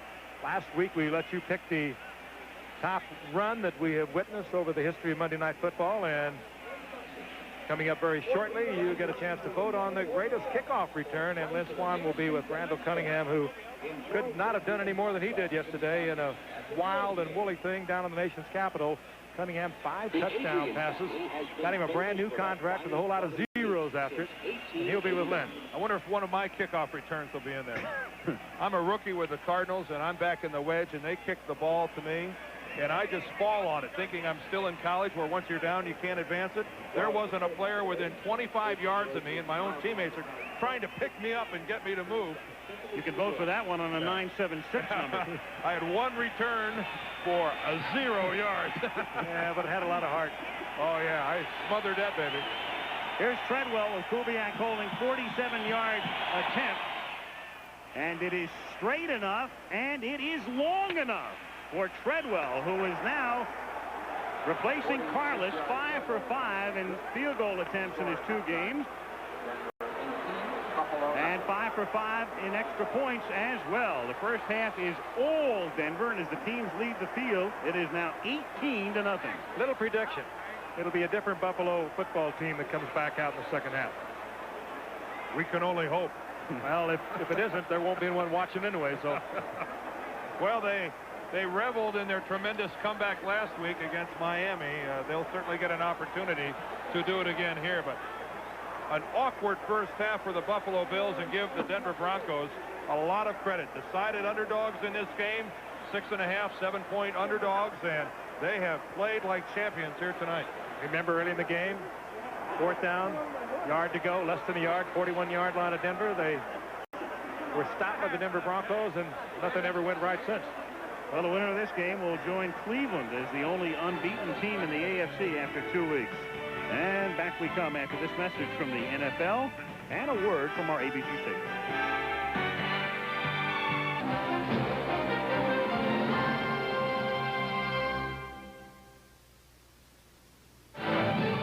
ABC's Monday Night Football. The Denver Broncos versus the Buffalo Bills. Brought to you by Budweiser. Beechwood aged for that clean, crisp taste. This Bud's for you. And by Ford and your Ford dealer. Have you driven a Ford lately?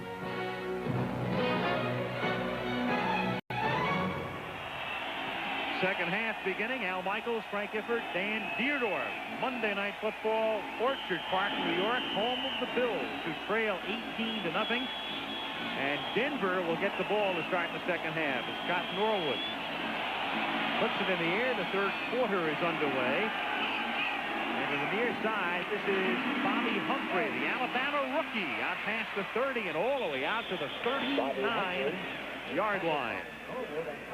As the Broncos take over at that spot, Denver last week a winner over Kansas City 34-20, and Miami had an 11-point lead against Buffalo as the Bills then came from behind to pull off a miracle win, and they'll need a similar type of victory tonight, down by 18.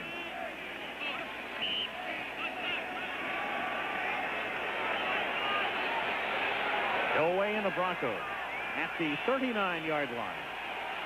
Well, the winner of this game will join Cleveland as the only unbeaten team in the AFC after 2 weeks.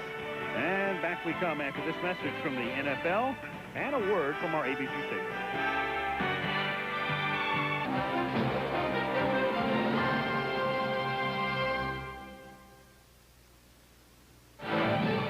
ABC's Monday Night Football. The Denver Broncos versus the Buffalo Bills. Brought to you by Budweiser. Beechwood aged for that clean, crisp taste. This Bud's for you.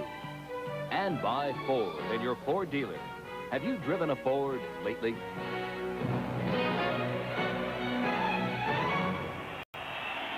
Second half beginning. Al Michaels, Frank Gifford, Dan Dierdorf. Monday Night Football, Orchard Park, New York, home of the Bills, who trail 18-0. And Denver will get the ball to start in the second half. As Scott Norwood puts it in the air. The third quarter is underway. And to the near side, this is Bobby Humphrey, the Alabama rookie, out past the 30 and all the way out to the 39-yard line. As the Broncos take over at that spot, Denver last week a winner over Kansas City 34-20, and Miami had an 11-point lead against Buffalo as the Bills then came from behind to pull off a miracle win, and they'll need a similar type of victory tonight, down by 18.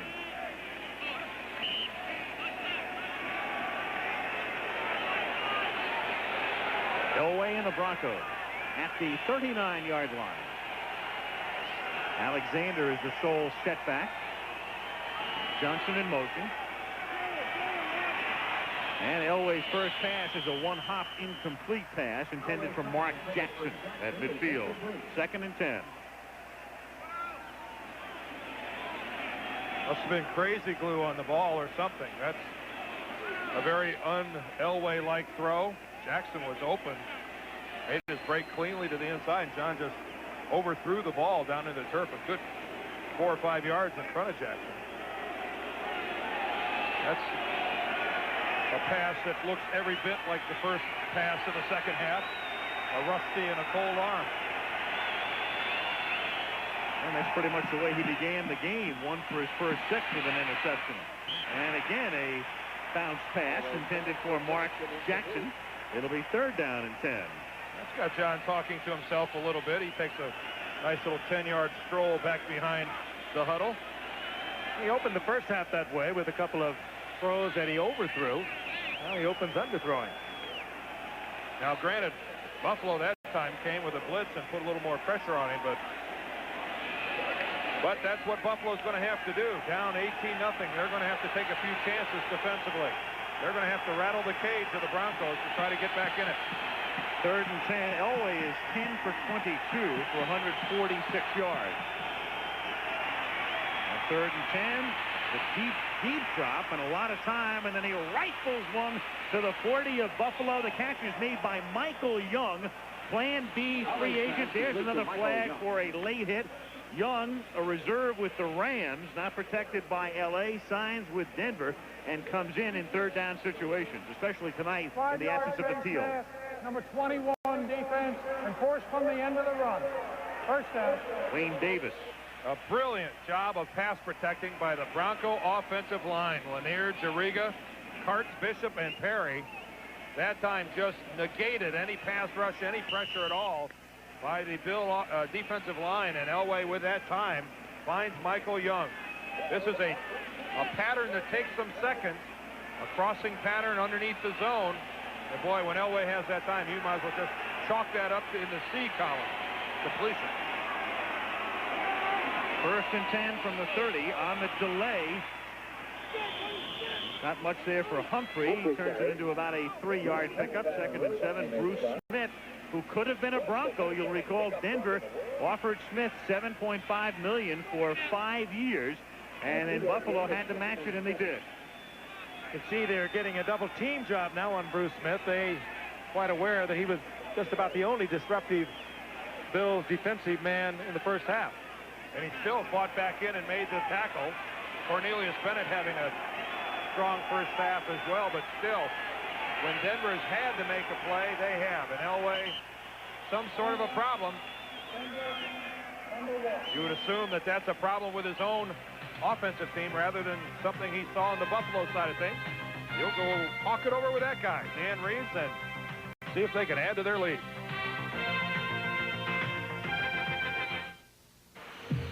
Take on their division rivals, the Cincinnati Bengals. Oh, my rowdy friends are here on Monday night. Next week on ABC Sports. Rich Stadium in Orchard Park.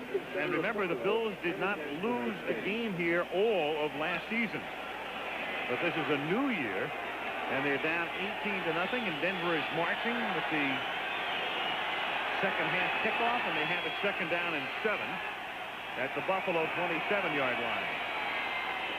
And a reverse to Jackson and a flea flicker and a fumble, but it's picked up by Clarence Kay, and he's dragged down by Fred Smerla. So what could have been a huge break for Buffalo, exactly what they needed, still winds up in Denver's possession.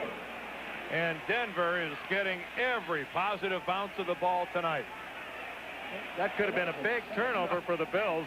They were in the backfield. They were in the exchange between the reverse man and Elway. Here comes on the inside is Bruce Smith. Elway, this takes a long time to develop. Here comes Smith. Well, what I don't understand about it, the ball always stays in the middle of the field. I don't know where they think the Buffalo defense was going to go.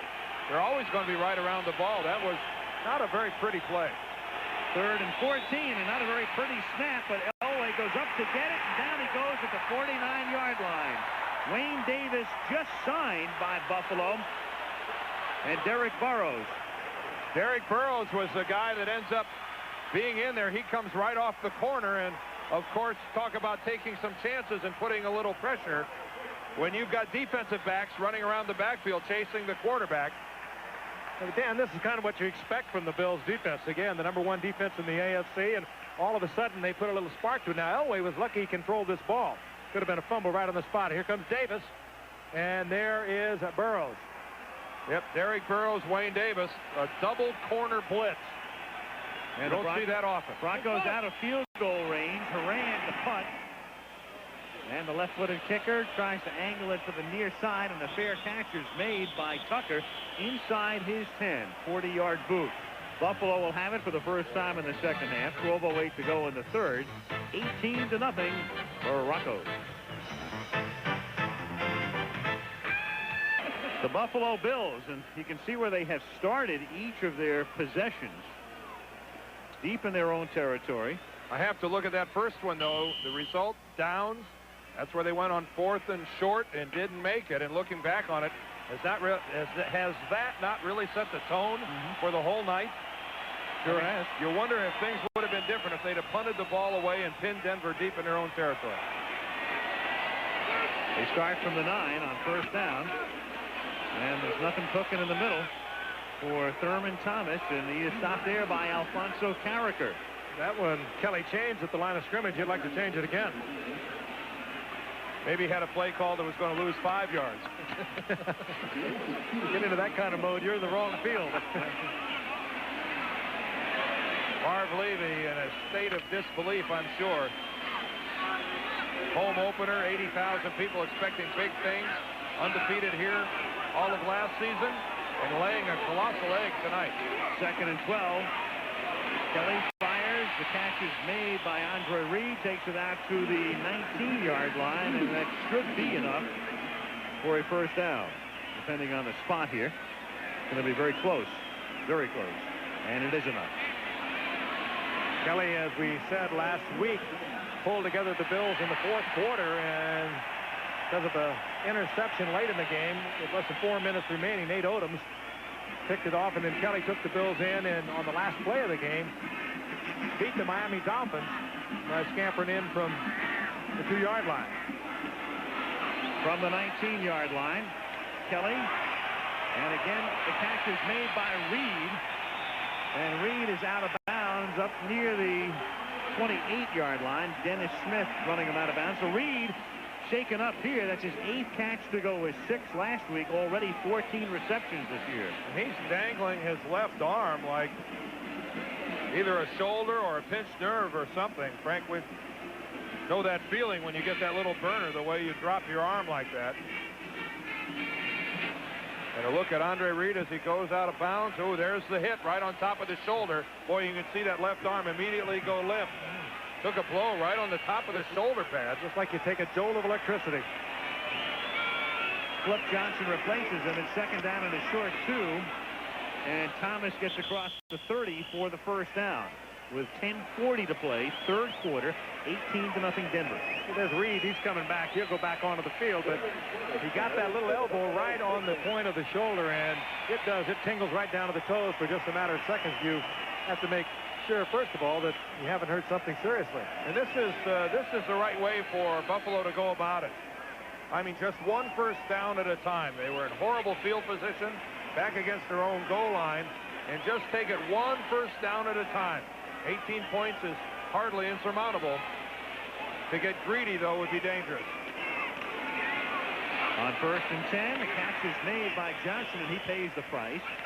Rick Dennison makes the tackle, number 55, after a short pickup. And how about the nice job of the umpire getting out of the way? Dennis Riggs, our umpire tonight, he's going to hit the turf to get out of the way of that pass. Embarrassing for an official to either get hit by a running back or by a pass. He sees the ball over the middle, and he bites it.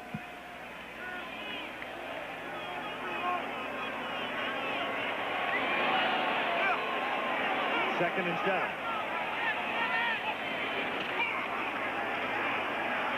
Kelly stepping up. And out of bounds at the 42-yard line, and a first down. Kelly saw that first down marker, put the head down, no hook slide there. He gets the first down, and a little bit of a spark in the Buffalo Bills offense, even though it's a broken play. And as you see, he had time to deliver the pass. The receiver covered downfield.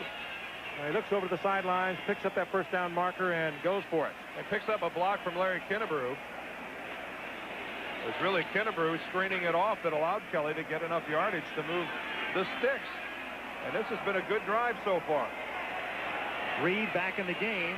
That's Reed, top of the screen, split left. 1st and 10, Buffalo from the 41-yard line. This drive commenced at the 9.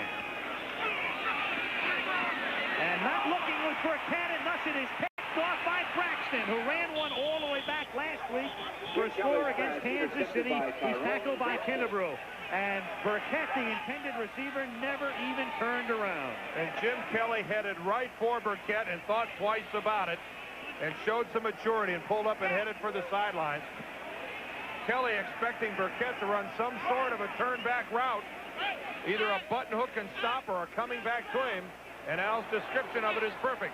Watch Burkett. He will not even turn around. Had to be a hook. He's acting like it's a running play. Burkett thinks it's a running play. Jim Kelly calls an audible. Burkett's running down there like he's going to block Braxton, puts out his arms, and isn't even aware of the fact that it's a pass. And that goes with the first half for Buffalo. Oh, boy, what a blow by Chris Burkett. Alexander takes it to the 21-yard line. You never really know whether Burkett just did not hear the audible, whether it was a change, or whether Kelly had planned on Burkett pulling up at about the 5-yard line. Now he's up there trying to talk to Burkett. Well, Burkett won't talk to him. He's saying, come on, let's work this out. We got a lot of football left to play. Obviously, a mix up between Kelly and Burkett. Well, there was no doubt by the way Burkett pursued Braxton that he was under the impression it was a running play. 2nd and 6 from the 21-yard line. Humphrey to the 14-yard line. Darryl Talley making the stop with 8:30 to play in the third quarter. Meanwhile, when we talk about Burkett and Kelly, their problems, the Broncos come right back with a very much alive offensive unit out there. They are going up against, again, the #1 defensive team in the AFC from a year ago, a team ranked up there very high against the rush, and the Broncos have been able to do pretty much what they wanted to do tonight.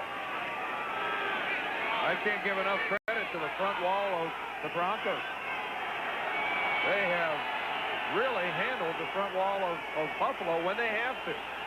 1st and 10 from the 14-yard line. And here's Humphrey, and he's taken down one-on-one by Bentley after a gain of 2 to the 12-yard line. Well, the Denver team, it's an interesting team. Again, it's almost as if they are not really, you don't want to use rebuilding. They are restructuring in a way, though. They're still building the team, obviously, around John Elway as good as they get at his position. But they had to rethink the defense. In fact, Joe Collier, as we mentioned, after 20 years, some think he was the sacrificial lamb. Somebody had to go, and so it was Collier. In came Phillips. They need a running attack. And tonight playing brilliantly in all facets. 2nd and 8 from the 12. Elway. And he does that as well as anybody. Roll left and then throw, and hits Vance Johnson at the 9-yard line. You know, really, that's the same play that Denver ran early in the first half, where Vance Johnson comes in motion across the backfield, does his little double clutch, goes back and forth, and then out into the flat. And Buffalo blew the coverage the last time. This time they had the coverage, but still they picked up 3 or 4 yards. Huge play for the Bills defensively right here. You know what you sense about this Denver team, both offensively and defensively? They're playing with a lot more enthusiasm. The last time we saw them in a blowout against Indianapolis, what was it, mid-season of a year ago, 55-12 or something like that? Halloween night. Last time like this, a corner blitz worked for Buffalo. 3rd and 4. And this time it's Johnson, but he's well short of the first down as Leonard Smith comes up to make the tackle. In comes the field goal unit to try to make it 21-0. Talking with John Elway last night, he asked me about that. You go to the Super Bowl twice, you get blown away twice, and then you go 8-8. He said, what really happened? Was there a loss of enthusiasm? Did you lose belief in this ball club? He said, I think there was a little bit of that. We brought in a lot of new guys. We have players that haven't played together before. We have Plan B players. We have rookies playing, but we are playing with enthusiasm. And you can see that reflected tonight. They are. David Treadwell, perfect tonight, perfect against Kansas City last week. 24-yard attempt. Kubiak is spotted at the 14-yard line. And Treadwell does it again. Well, if you're just tuning in, they've hardly gotten there with 3 touchdowns, but that's what the score is anyway, the equivalent of. It's 21-0 Denver. In Vegas, that's 21 the hard way. Yeah. 7 cards. 4 field goals, a touchdown, an extra point, and a safety. And it adds up to 21. 21-0 Denver. 7 minutes remaining in the third quarter. All the ways you can score. Yep.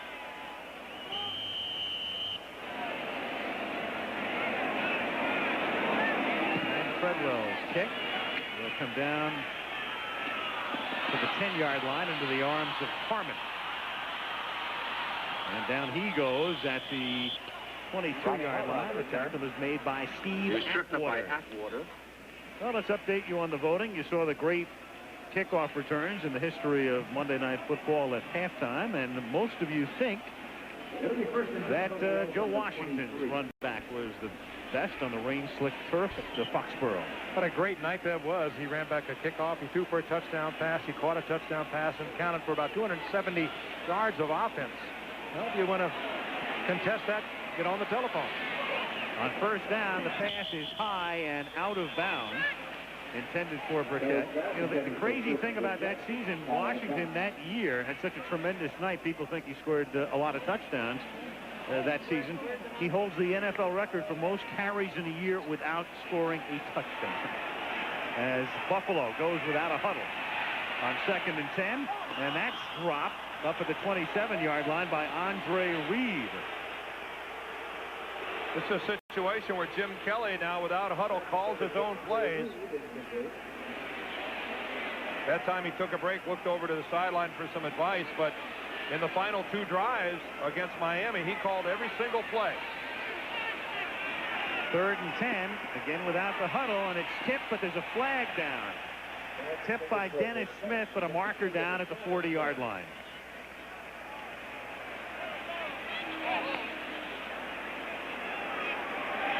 And it goes against the Broncos. Illegal contact, 36, defense, 5 yards, automatic first down. Mark Haynes making his first appearance. He has been out most of the training camp, missed last week's game against Kansas City with a bad back, and here it is working against number 85, Burkett. You're allowed that one shot inside that 5-yard zone. That contact between Burkett and Haynes happening well beyond the 5-yard mark as Alfonso Carricker walks off the field, hobbling a bit. But what a penalty that was against Denver. That was a 3rd down incompletion. Gives Buffalo a first down. Warren Powers, rookie from Maryland, replaces Carricker. And here's Thomas breaking one into Bronco territory, brought down at the 32-yard line from behind by Atwater, but there's a flag down back at the line of scrimmage. And this is coming back. Yep, Kelly walking back with his head down, so you know they're going to bring it back. Nobody within 30 yards of Kelly right now. He knows it's coming back to him, and so does Levy. Boy, what a block by Will Wolford, the left tackle, as he pulls through the line and just buries a Bronco. It's not going to count, but it was something to see. What a shot. Holding, number 67, offense, 10 yards, first down. Well, that's the center, Kent Hull, that gets flagged for the call, but Will Wolford, what a blow he gets. I want you to take a look at this. He's over here, the left tackle. Watch him come through and get a block that's going to clear Thomas. Take a look at this. He's going to turn upfield. And right here, boom! that is how a tackle gets downfield and stays on his feet, makes a hit, but all for naught. 1st and 20 now. Kelly up to the 29-yard line where Kenneth Davis makes the catch and pays the price. Plan B free agent, played at Green Bay. He was a high pick of the Packers 4 years ago out of TCU. Kelly going without the huddle keeps Denver from changing up defensively, a la the Cincinnati Bengals and Sam White. 2nd down and 7 here. And the low throw, and the catch is made by Andre Reed up at the 40-yard line for a first down. Boy, and that's some recovery. That's a type of a penalty after a long run by Thurman Thomas that can really break your back. And yet Buffalo comes back in just 2 plays and gets the first down again. The fact that Buffalo's doing this will show you they more than respect this Denver defense that had throttled them in the first half. They've come out now going with this offense where they call the play right at the line of scrimmage, and Denver can't get their specialty people in on their defensive changes. Well, the Broncos were across the line of scrimmage here now. I think the discussion is to see whether or not they were drawn across by a moving Bill. 61, defense, 5 yards. And the ruling is no. Andre Townsend came across on his own. Let's see, did anybody move in a blue? Oh, a little twitch by the center. Oh, now there's Kent Hull who got away with one. Boy, Kent Hull gave it a twitch, brought Townsend across, and no official saw it. That's one of the few things that's really gone against Denver all night. Makes it 1st and 5 from the 45-yard line. And Kelly's pass into a lot of traffic. Flip Johnson surrounded by 4 white shirts. 2nd and 5. Kelly had to get rid of it. The safety blitz was on with Denver, bringing their rookie Steve Atwater. Good blitzing safety, the rookie from Arkansas. Almost got to Kelly. And despite the fact the clock has stopped on the incompletion, they still operate without the huddle, and it's incomplete up at the 50-yard line, and there's a marker down. Well, Denver got caught with 12 men on the field. They didn't get a substitution done in time. They tried to substitute linemen, and Andre Townsend, who was trying to get off the field, didn't make it. Yeah, that's what this the way they're running their offense now, it prevents Denver from making those changes. This time they tried to do it, and they got caught in it. Yep, they tried to substitute linemen, and Andre Townsend was still a good 3 yards from the side of the field when the ball was snapped.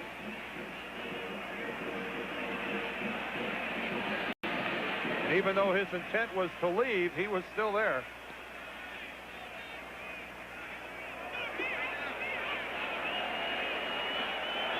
Twelve men on the field. Defense, 5 yards. First down.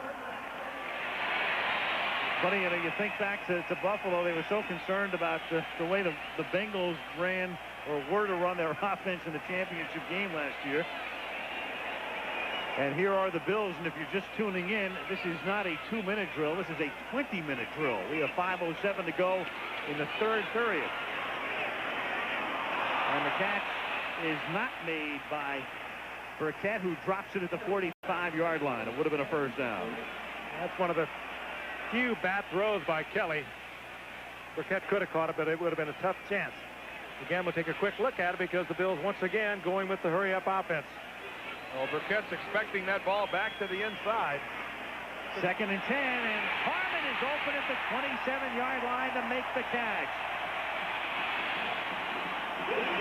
Boy, and if he tagged, what a shot.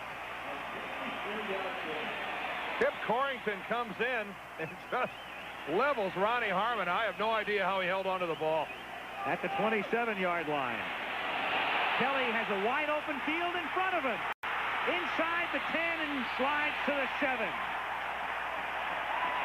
Yeah, this hurry-up offense has turned things around for the Bills. They're taking command of this. Denver making the mistakes now. And we're going to get the crowd back in, and that's not going to hurt the Bills. By far, Buffalo's deepest penetration.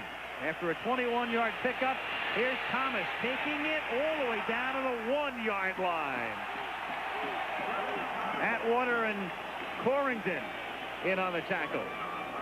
Under 4 minutes to play, third quarter, 21-0 Broncos, but the Bills with their longest, most sustained drive of the night, 2nd and goal at the 1.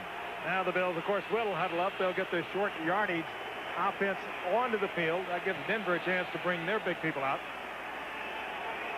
I don't know that I'd have changed a thing. Yeah.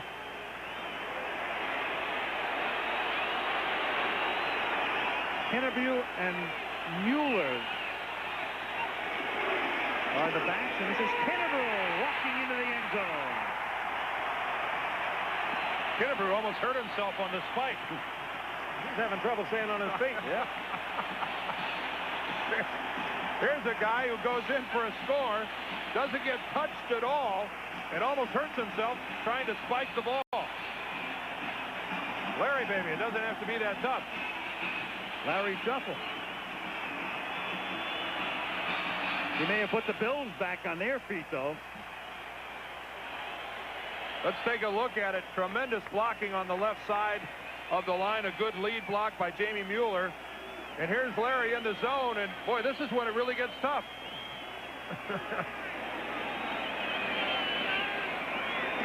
Norwood with Kidd holding, and the kick is good. And so the crowd finally has reason to come alive.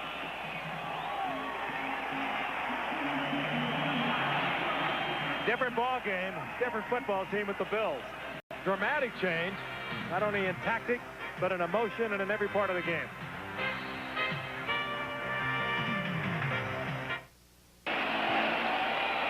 So the Buffalo Bills trying to scramble back into the game. Drive for a score to make it 21-7 Denver. Crowd very much back in it. Sold out Rick Stadium. Many on their feet as the Bills put it in the air. Scott Norwood to kick. And Kenny Bell and Bobby Humphrey back to receive for the Broncos. And it's a short kick fielded up at the 16 by Bell. And Bell runs it back out to the 35-yard line. Now, don't accuse us of false hype, but the guys that last year, early in the season, we saw the Denver Broncos leading in a game against the Raiders 24-0, and by the time it was all over, the Raiders had a victory. it's been a case, so every time in this game so far that Denver has had to move the football, they've been able to do it. And if Buffalo's going to get back into this game, now is the time for their defense to move it up a couple notches. They've got to create a big play. Important here for the Buffalo defense to stop Denver. Get the ball back. Elway from the 35 will go right to the air. Flag is thrown. Pass is too high. Well, you're going to get a holding call here against Denver, I believe. Now, Bruce Smith is telling everyone he was held. There he is. Well, he had 3 guys trying to block him. Somebody's got to hold. This is called the price of fame, I believe. Talk about Illegal hands to the face, number 60, offense, 10 yards, first down.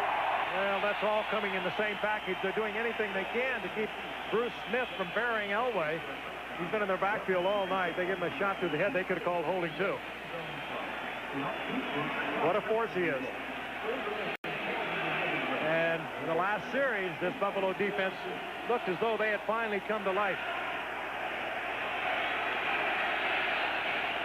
Again, the Bills 8-0 during the regular season, plus a playoff victory here over the Oilers.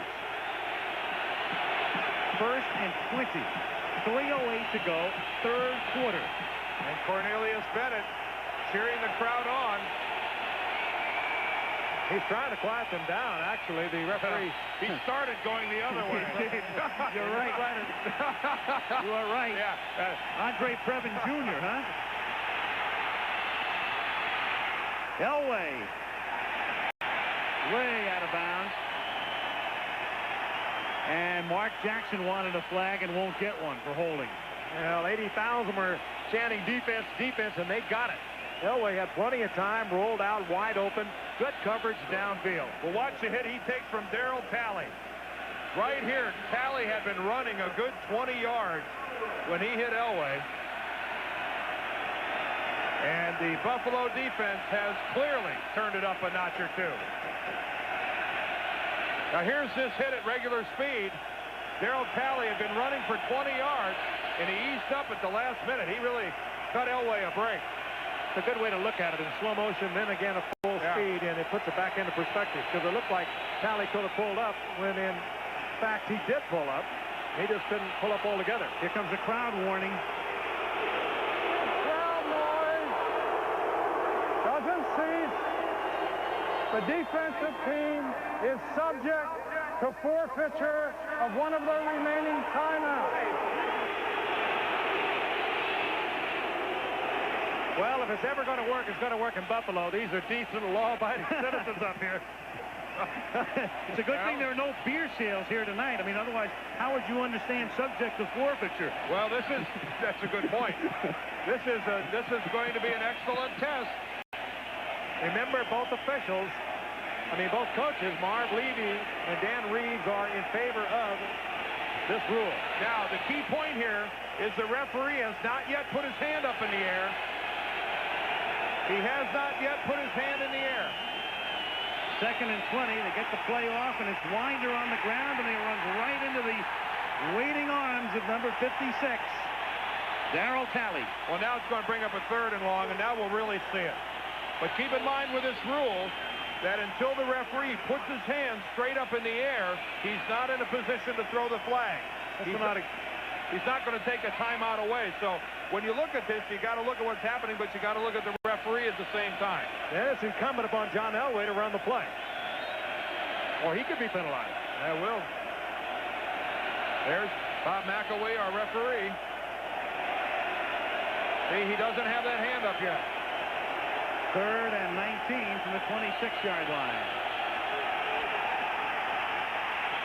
Flag going deep for Sewell, and step for step with him on the coverage was Chris Hale, the rookie out of USC, but a marker at the line of scrimmage. It'll be against Broncos again.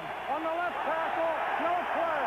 Again, Bruce Smith, the intimidating force, is causing all kinds of problems. But keep in mind, the Buffalo team's coming off. That's not the case. That's a false start. The play never happened. It's going to be 3rd down over again. For illegal use of the hand. but there was no play. Yeah, the false start means there's no play. Offense, no play. Buffalo defense better get back out on the field. That's a play that never happened on a false start. Now, Gerald Perry, see him rocking back in his stance. Now, that is a slow start. That's not a false start. That's a slow start. Can I tell you how many offensive tackles around the league that have faced Bruce Smith understand that totally? You better be ready for this man. Now, it's a double whammy on Gerald Perry because he's got illegal use of hands, too, up in the face. So it's 3rd and 24 at the 21-yard line. Denver 2 out of 9 on third down conversions, and Elway throws. The catch is made by Winder, and he's tackled at the 26-yard line. And Bruce Smith looks like he's hurt. Boy, what a spin move he made. A great spin move to the inside to get past Gerald Perry, and then he got hurt hitting Elway. Watch this spin to the inside. Contact with Perry, and then the spin back to the inside. The rip with the right arm. And let's see how he gets hurt.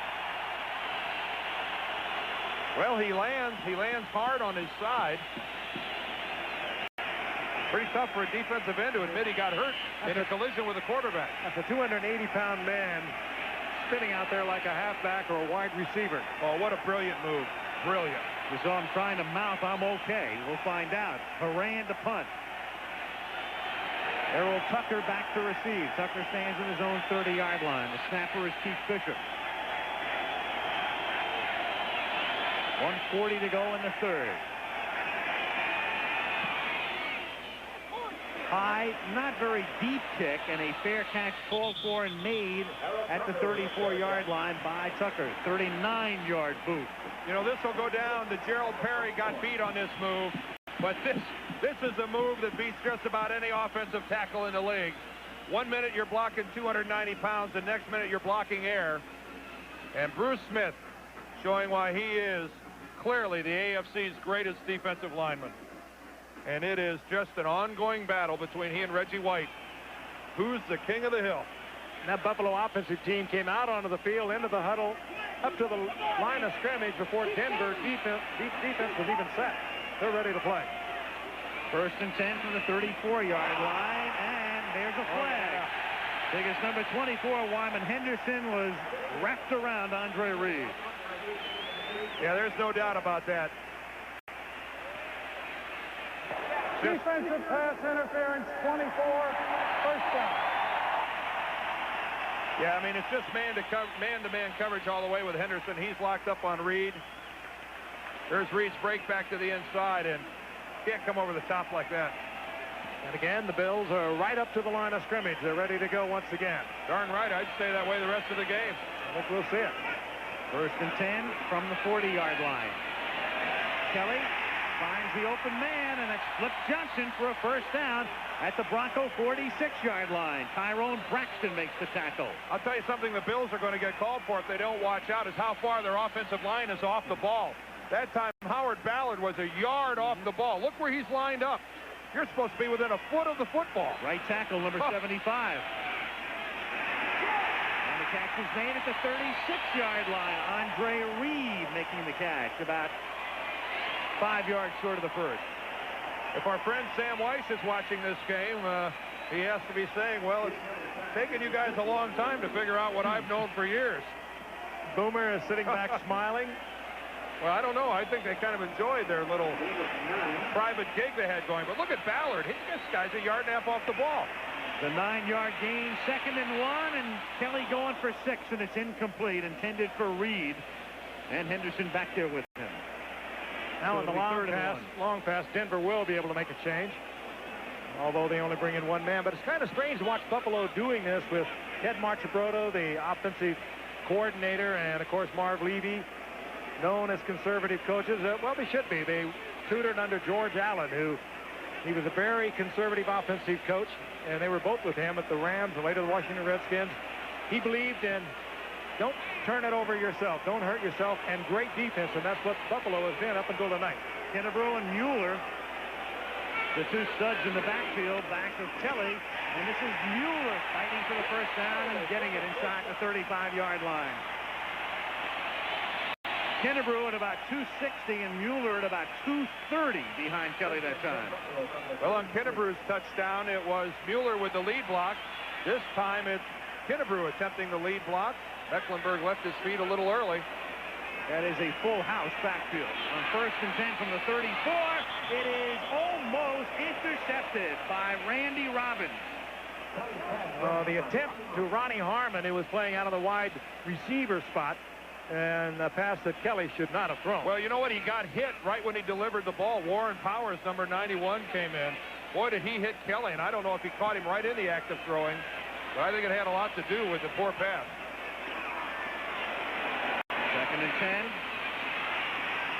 Kelly, wide open field again, but he's caught from behind by the speedy Steve Atwater.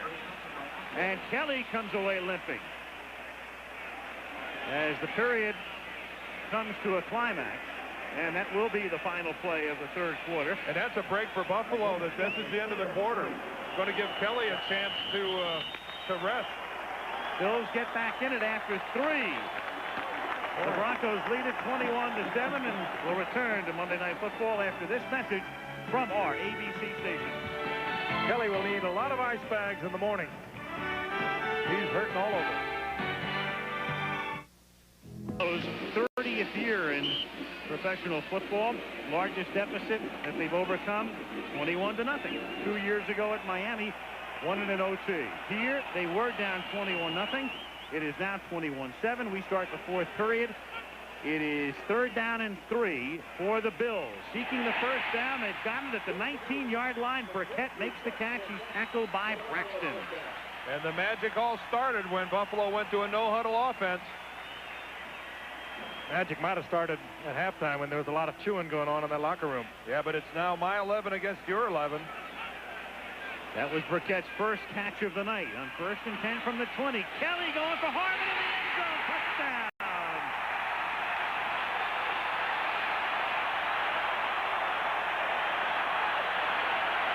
And Jim Kelly somehow makes it all the way down to the end zone to congratulate Ronnie Harmon. Jim Kelly tonight thinking he's more in a tough man contest than he is in a football game. Bad leg, bad shoulder. Still gets it to Ronnie Harmon in the end zone, Frank, with a perfectly thrown ball. Harmon working as a wide receiver, and Kelly with a perfectly thrown ball right over Randy Robbins. Oh, that's nice. Nice stuff. Norwood for the extra point. Kidd is the holder. And Buffalo is within 7. In fact, they have out-touchdown Denver 2-1. But the Broncos still lead by 7. Ronnie Harmon, a former starting setback, moved out of the flanker on this one, and that ball was absolutely perfectly thrown. Great effort by Kelly and Harmon. 21-14 Broncos. As we come back, 14:33 to go. Ronnie Harmon catching a touchdown pass from Jim Kelly. Norwood to kick off. Bobby Humphrey back.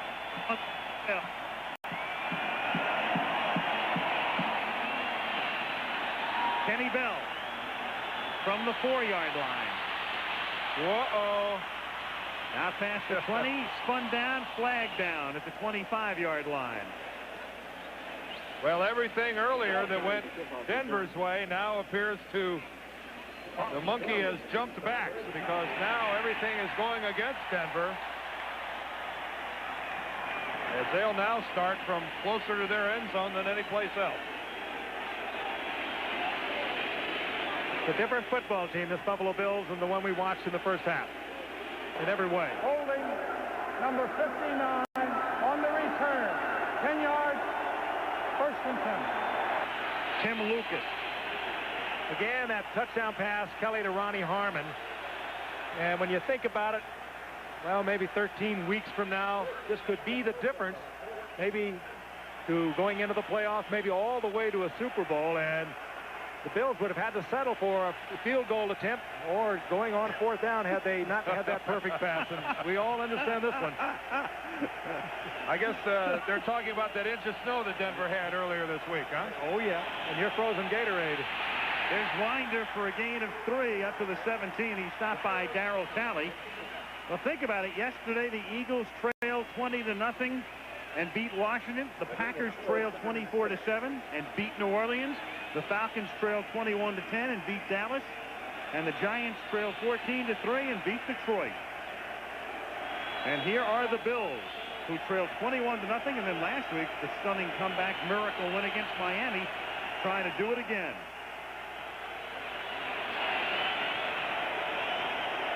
Second and 6 out at the 18. Bratton in motion, end around Mark Jackson. And he picks up the first down, taking it out to the 25-yard line where he's tackled by Leonard Smith.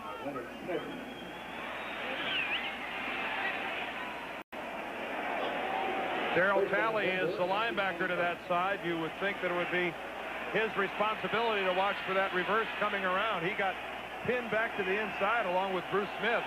Good call, Dan. When you got a team that's fired up, and as this Buffalo defense is now, you come with some kind of a reverse, a screen pass, and take advantage of them overplaying it. Certainly a gutsy call. A big loss on a reverse like that would have sent this place into pandemonium. Alexander and Winder are the running backs, and Alexander still trying to find out what the play is. At the 25-yard line, here's Winder. To the outside goes Sammy. And he takes it out to the 33-yard line for a gain of about 7. Nice job staying behind Keith Bishop. Nice block by Keith Bishop downfield to spring Winder for that first down.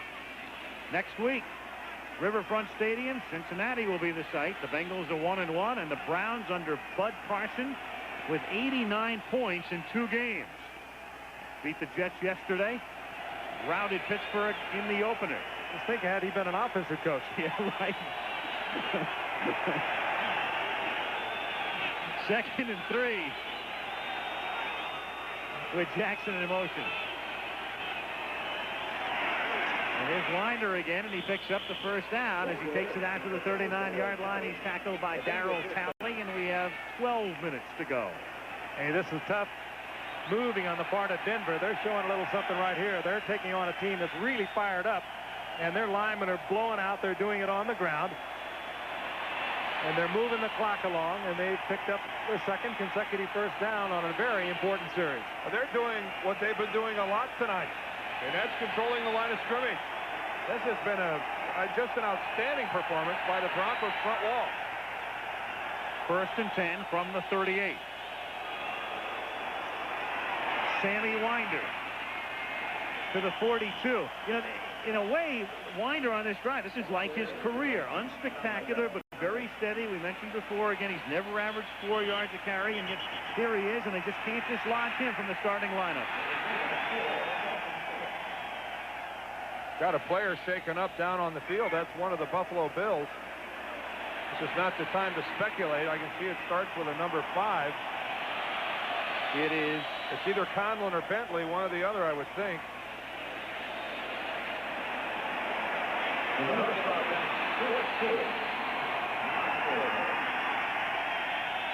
It would be silly for us to speculate until we're sure.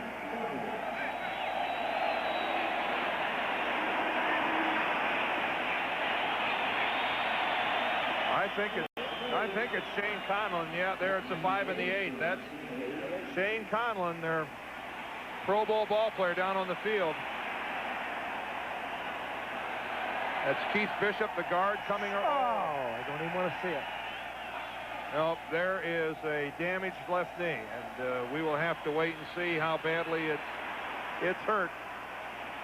Clarence Kay coming down from the tight end position, and Conlon never even saw him. It's foolish for us to play doctor, folks, but I played the game 13 years. Frank, you played a long time. I said I didn't want to see it. I never saw a guy's knee flex that much that wasn't out for quite a while. I mean, he's either got the loosest knee ligaments I've ever seen. That was a severe blow to his left knee. But he's putting weight on it. Incredibly, he's walking off by putting weight on his knees. on his left foot as he walks off. What a shot Shane Conlon just took. We can only hope it's not as bad as it looks. I was going to say, you have to hope that the fact that he is walking off is indicative that it may not be as severely injured as it appeared it should have been. And you'll forgive us, those of you out there that have a morbid sense of curiosity, but I doubt we'll show that to you again. Scott Radisek, number 97, takes Conlon's spot with less than 11 minutes now to go on 2nd and 6 from the 42-yard line. Jackson in motion. Elway, and it's picked off at the 27-yard line by Mark Kelso. The Bills get the interception. The Broncos could have had a touchdown. Kay was wide open, no one within 20 yards of him. Elway never saw him. And there's the man who really forced the issue, Bruce Smith. And Mark Kelso had 7 interceptions a year ago. Scoops this one up. He had to work to keep this one off the turf, but there's Bruce Smith in there again, pressuring John Elway into forcing that ball downfield a little before he wanted to throw it, and John got nothing on this ball. This ball just sailed off his fingers, and look at Kelso keep that ball off the turf. Now the Bills beginning from the 30, out of the shotgun. Kelly, a little dump pass over the middle, juggled, and the catch was never made. Incomplete. Intended for Thomas, 2nd down. Bills again will not huddle. And again, this will keep a defensive change, keeps the specialists off the field for the Broncos. The Bills know the personnel that's out there. They know what will go against it. Kelly stepping up again, and this time wrapped up at the 28-yard line by Andre Townsend and Warren Powers. Good question here. Powers, 91 on his back, 91 on one sleeve, 91 on the front. The sleeve on the far side has number 19 on it. That's for when he's in short yardage at the end of the line. 3rd and 11. Inside handoff out of the shotgun to Thomas. Thomas has the 1st down and is spun out of bounds at the 47-yard line by Braxton. Oh, great call. Great call. Out of the shotgun formation, just coming across. Little underneath handoff. Everybody on the Denver side of it's playing fast. And Thurman Thomas gets a chance to make up for dropping the ball on 1st down. Gutsy call by Marv Levy and/or Jim Kelly, whoever made it. 1st and 10 at the 46-yard line. Reed, 1st down at the Denver 41. Any resemblance of the Buffalo Bills offense to the first half, purely coincidental. Tactically, they're totally different, emotionally, in every way. They are controlling this game now. Went to the hurry-up offense halfway through the 3rd quarter. To pull to within 7. On the move again. Kelly on 1st down. And Kelly goes down at the 47-yard line. Starting to slip, and the sack is finally recorded by Simon Fletcher. That's a key for Denver if they can force Jim Kelly to move. Jim Kelly is not one of the great move quarterbacks in the game today. He bears no resemblance to John Elway in that respect, and it's a victory for Denver if they can get Kelly to move. 2nd down and 16. And the catch made by number 23, Kenneth Davis, and there's a flag down at the 35-yard line. And if this is a defensive holding, what a crushing penalty. It is. Oh, wow. Wyman Henderson, as he exercised Denver Bronco defensive back, protesting to no avail. 2nd and 16, and a defensive holding call. If it stands, is a 5-yard penalty and an automatic 1st down. Holding, 24 defense, 5 yards, automatic 1st down. Oh, what a crushing blow for the Broncos. Wyman Henderson, number 24, working against Andre Reed. And that's holding. He just wraps him up. I mean, that's just next to tackling. That's so blatant. I don't know. Dan Reeves can't possibly be yelling at the official. He has to be venting a little frustration Wyman Henderson's way. 1st down from the 42-yard line. Kelly. And it's dropped at the 5 by Harmon. Oh, did Braxton touch that? Boy, Braxton was awful close. He's acting like he did. It was very close. Boy, it's close. I mean, a desperation dive by Braxton, but I think he came a little short of the ball. I think that's a drop by Andre Reed. Okay, Ronnie Harmon. We'll take a look at it after this play, I'm back sure. live here, and that pass is incomplete, intended for Davis. Let's go back and look at it again. Here's Braxton going to dive for it, and he came short. No, Ronnie Harmon had that ball right in his hands. Ooh, and Braxton's already on the ground. That's a touchdown Buffalo if he holds on to it. It wasn't last week against Miami. It was Andre Reed who dropped a sure touchdown pass from Kelly. Two sure-handed receivers. So now it's 3rd and 10 from the 42-yard line. Kelly. This is where Jim Kelly Kelly up at his own 45 by Warren Powers. Yeah, that's where Kelly doesn't make the same kind of decision that John Elway can make. Broncos and a safety blitz. It paid off again as Steve Atwater from Arkansas, their rookie first-round draft pick, who has looked like an all-pro for them. Let's pick him up, number 27. He's big. Keep that in mind, 6'3", 217. All the pursuit chases Kelly out of the pocket, and sooner or later you're going to run into someone back there, particularly if you're a Kelly. John Kidd will try to pin Denver deep. A very high kick. Kenny Bell fair catches it at the 14-yard line. And the Broncos take over at that spot with 9:13 to go. 21-14 for Broncos.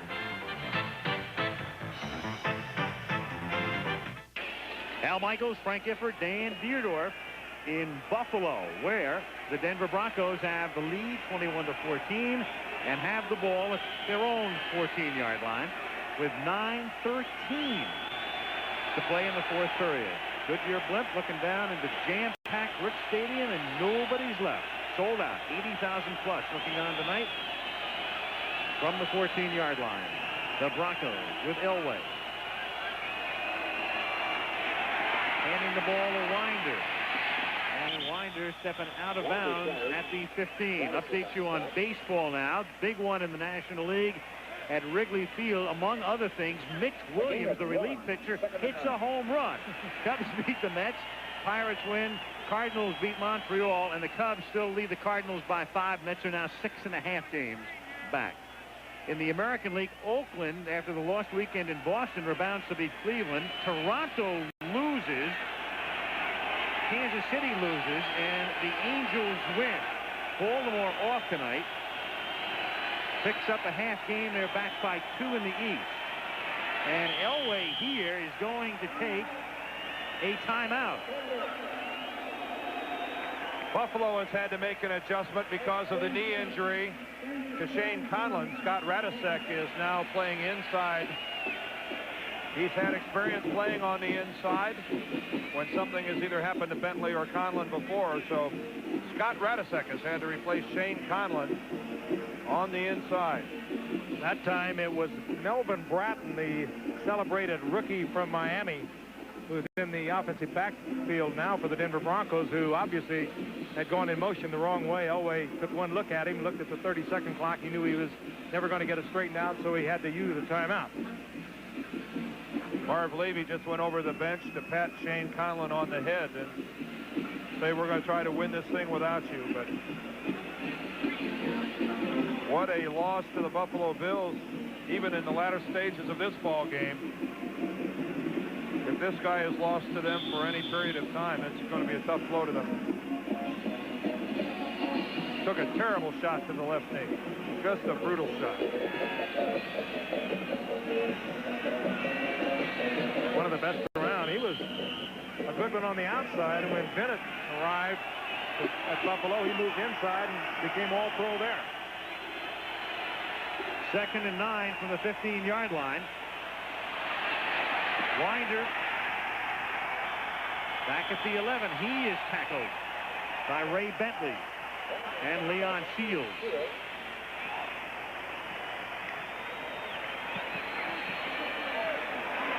Elway tonight. First half, 50%. Second half, 50%. But a little difference in the yardage. Of course, the time of possession has been predominantly the Buffalo Bills. Tough right now for Elway. He can plan on somebody visiting him in the backfield. You know, the Bills are going to put their ears back and really let it fly. 3rd down, 12.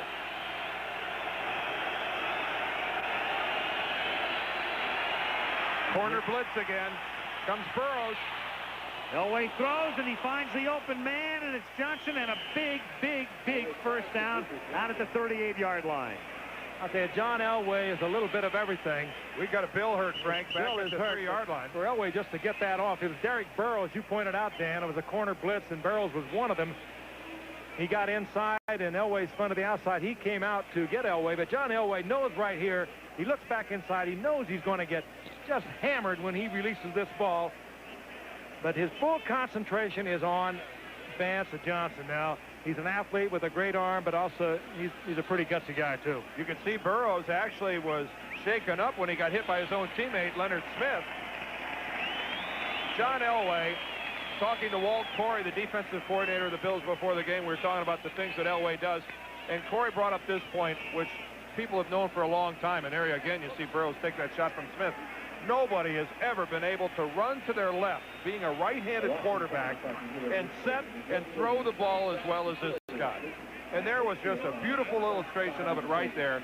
Moving to his left, everything is out of sync, mechanics-wise, with your body, and yet Elway could throw with that kind of accuracy and velocity, Al. And not hurt himself, too, because it was on that kind of play that Joe Montana had to undergo back surgery. Yeah, you're right. Great point. Not many can run to the right and throw you like he can. From the 38-yard line after a 26-yard pickup on 3rd and 12. Through the middle goes Bobby Humphrey, and there's a marker down at the line of scrimmage. Some movement. There was a Bill who encroached and then tried to get back, and he might have got picked off. Yeah, I think it was Fred Smirlis was across the line at the snap. A lot of Pro Bowls on this Buffalo defensive line. There you saw Fred. He was across the line. Between Art Still, Fred Smirlis, Bruce Smith, and multi-talented group. Offside, defense, penalty decline, first down. Bennett and Conlon both went to the Pro Bowl as linebackers for the Bills last year also. And Frank used the word gutsy a little while ago to talk about Denver and the way they've come back and controlled the ball when they had to, and here they are doing it again. Well, if you're Danny Reeves, you've got to like this. They were getting kicked around, and they pulled it back together again. 8 minutes to play. Denver up by 7. First down from the 50. Humphrey gains 6. Leon Shields makes the tackle. Many different names on this Denver Bronco team. Names that we have become so used to being familiar with, the 2 Super Bowl teams.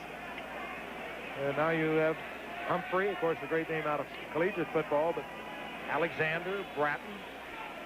You know, I made the comment at the start of the game that, you know, if you pooled the talent of these 2 teams, that only about a half a dozen Broncos would end up starting on a combined all-star team. I still feel that way, but, boy, they're certainly not playing that way tonight. If anything, it looks like it ought to be the other way around.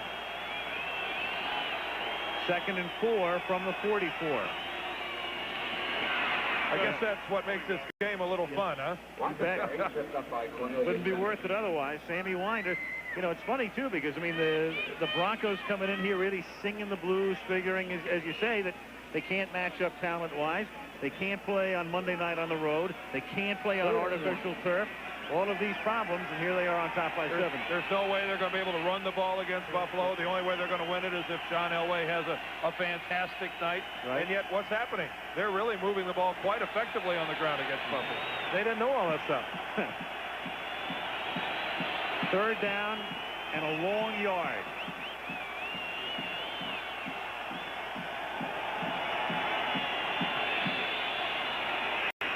And Winder gets the first down, taking it to the 35-yard line, stopped there by Leonard Smith. So the drive staying alive on that big 3rd and 12 pass to Vance Johnson.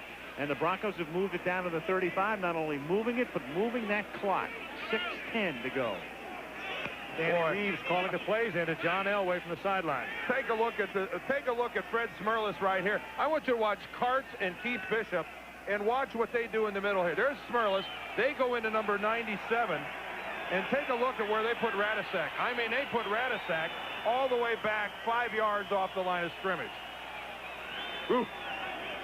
These guys are playing. Humphrey, hello. Radisic. Scott Radisic, number 97. Well, I guess he heard us. He must be carrying a transistor down there, Dan. Well, that's the way you come back and make up for it. Loss of one. Walt Corey, the defensive coordinator of the Buffalo Bills, former coach with the Kansas City Chiefs, there with Hank Stram for a long time. Whatever they've got, if they haven't shown at this point, you're going to see it. Second down, long yardage, good time for the blitz. They like to blitz out of this. They have to keep in mind they're blitzing John Elway. They'll slip it, roll out, and get the completion no matter what. 2nd and 11 with Jackson in motion.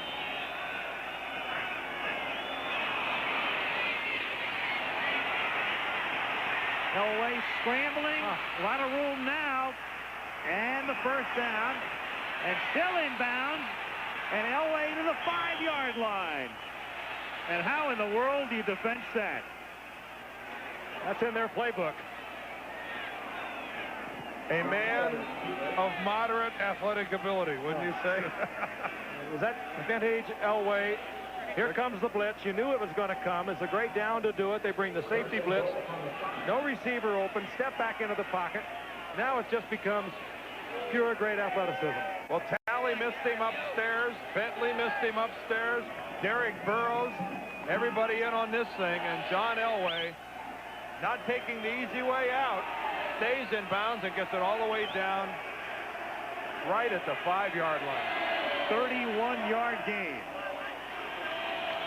Humphrey, touchdown, Denver. You've got to admire this Denver team. That they were taken apart in the third quarter.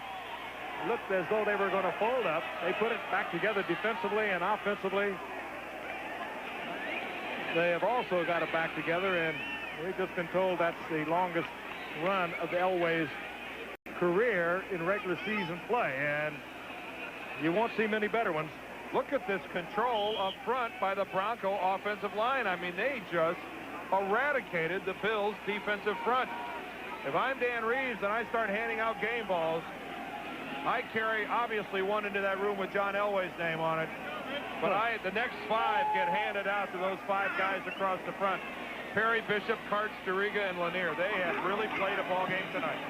Treadwell's extra point is good. Elway leads them 86 yards when he had to.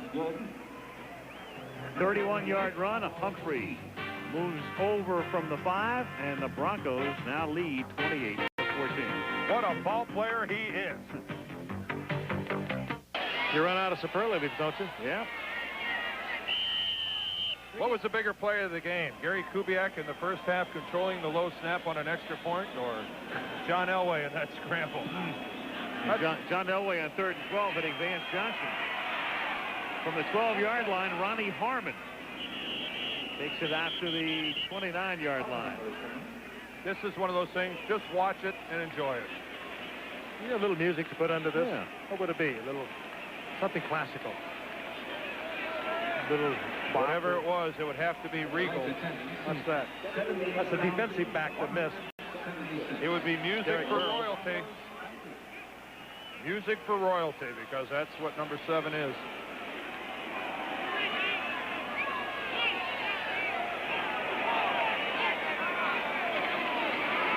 Kelly on first down, a little dump off to Harmon. There's plenty of blocking, but Harmon starts to slip and is taken down at the 32-yard line.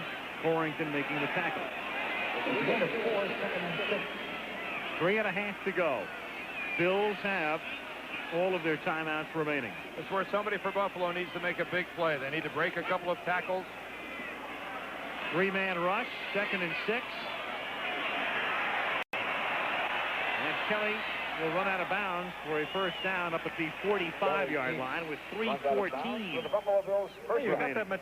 Excuse me, you have that much time, and obviously Denver is laying off in a deep zone to prevent defense. So you should take advantage with this much time remaining of the over-the-middle stuff.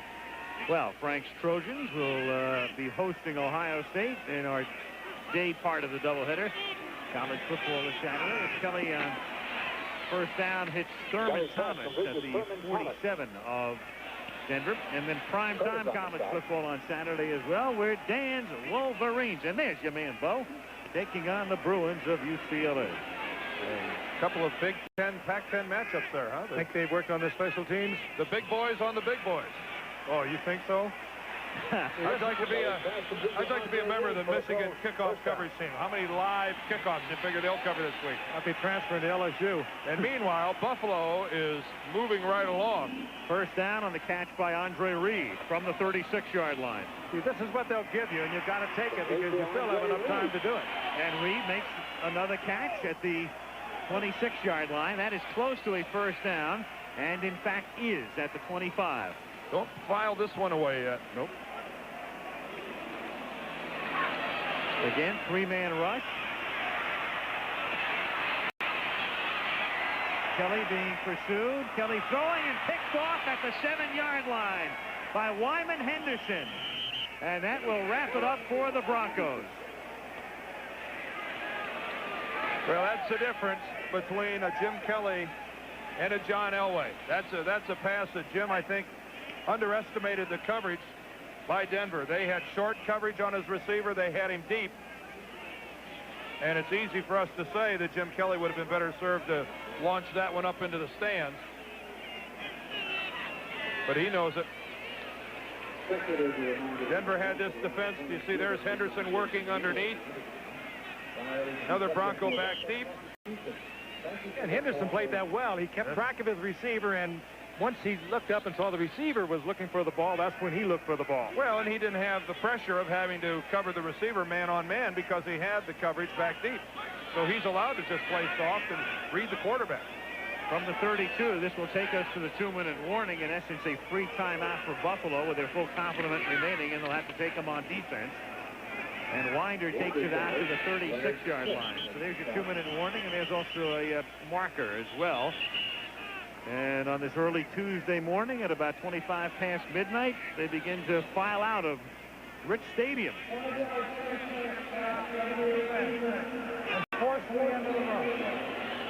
And that'll be a first down. A very stunned crowd it is that's filing out.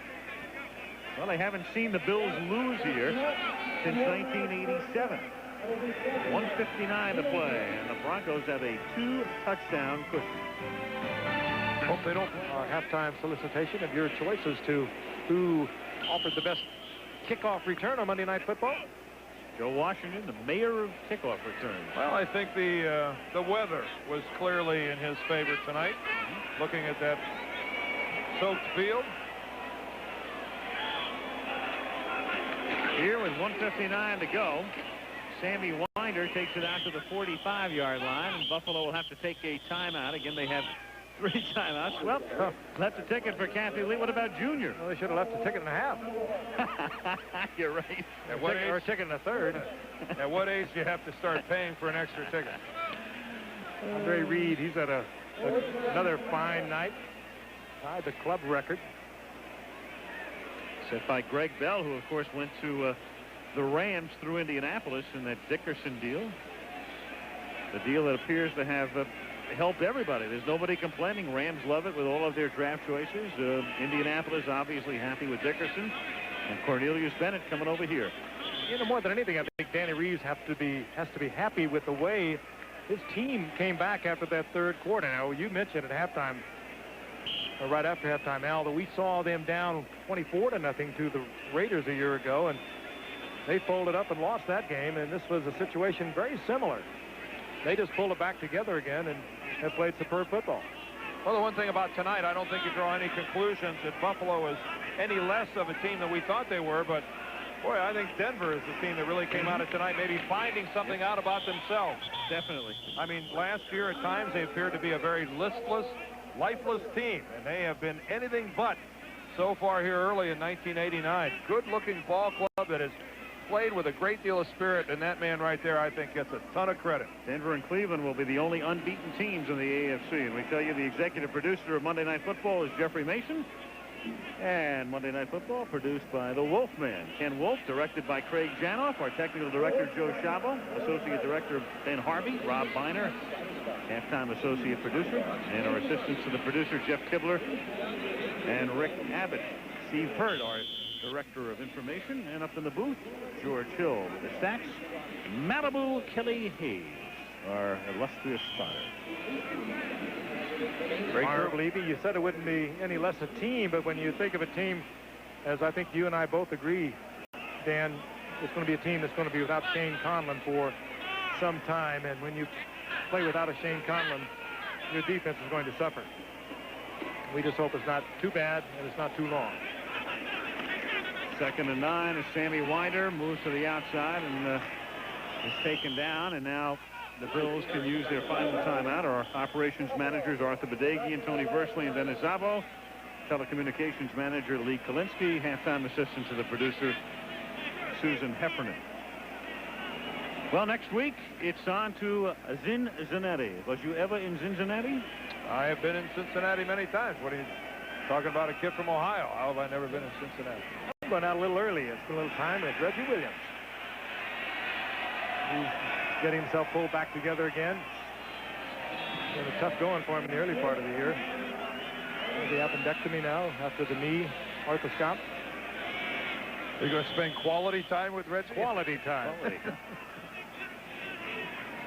How early are you going? Well, what time's the late plane here? It's a tough campaign for Reggie out there. Airport's closed here. City might close after tonight. This is, again, I just want to put in a plug for Buffalo. Had a fun time here, great football town. We will be back. Oh, man, oh, man. 3rd down and 12 from the 44. I like it here. I don't care what you guys say.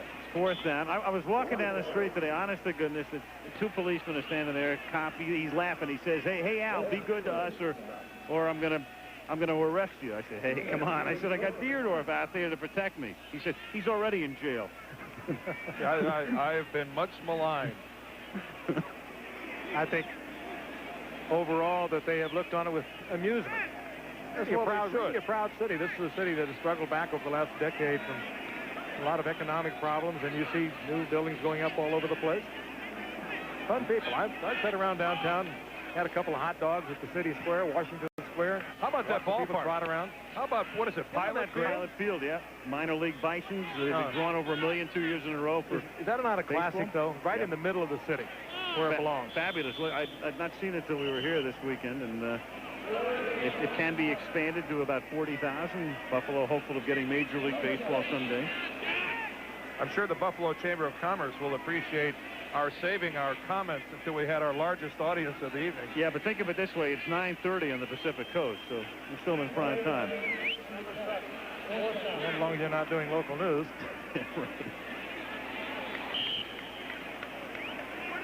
Denver just got penalized for delay of game back to the 42-yard line as they run out the string. Buffalo is out of timeouts. Denver will kick it. And Rich Stadium has pretty much emptied out. What do we got here? Buffalo wings. What do you think we got? Oh. You know, if I hadn't watched the Washington-Philadelphia game yesterday, I would say there should be some sort of a way you could concede a game at this point. Right.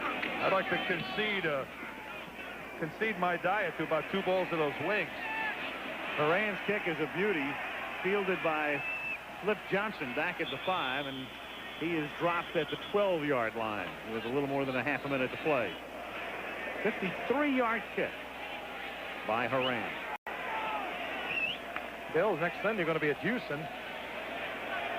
That's not going to be an easy trip for them. We're going to see them again in about 4 weeks. We'll watch them against the Rams from here. We're also going to see the Bills in Seattle in early December. And we may see some history here if we see Frank Reich throw the ball, because no one other than that man has thrown a pass during a regular season game for the Buffalo Bills since when? 1986? Right. Yeah. And if he doesn't throw it, the remaining crowd's going to lynch him. Outside of the strike games in 87. Ball is at the 12-yard line. And Reich, the one-time Maryland Terrapin, puts it up and lofts it to Kenneth Davis. And the former Packer gets taken down at the 25-yard line. And again, Buffalo cannot stop the clock. Wright got to quit right now. He's a perfect 1,000.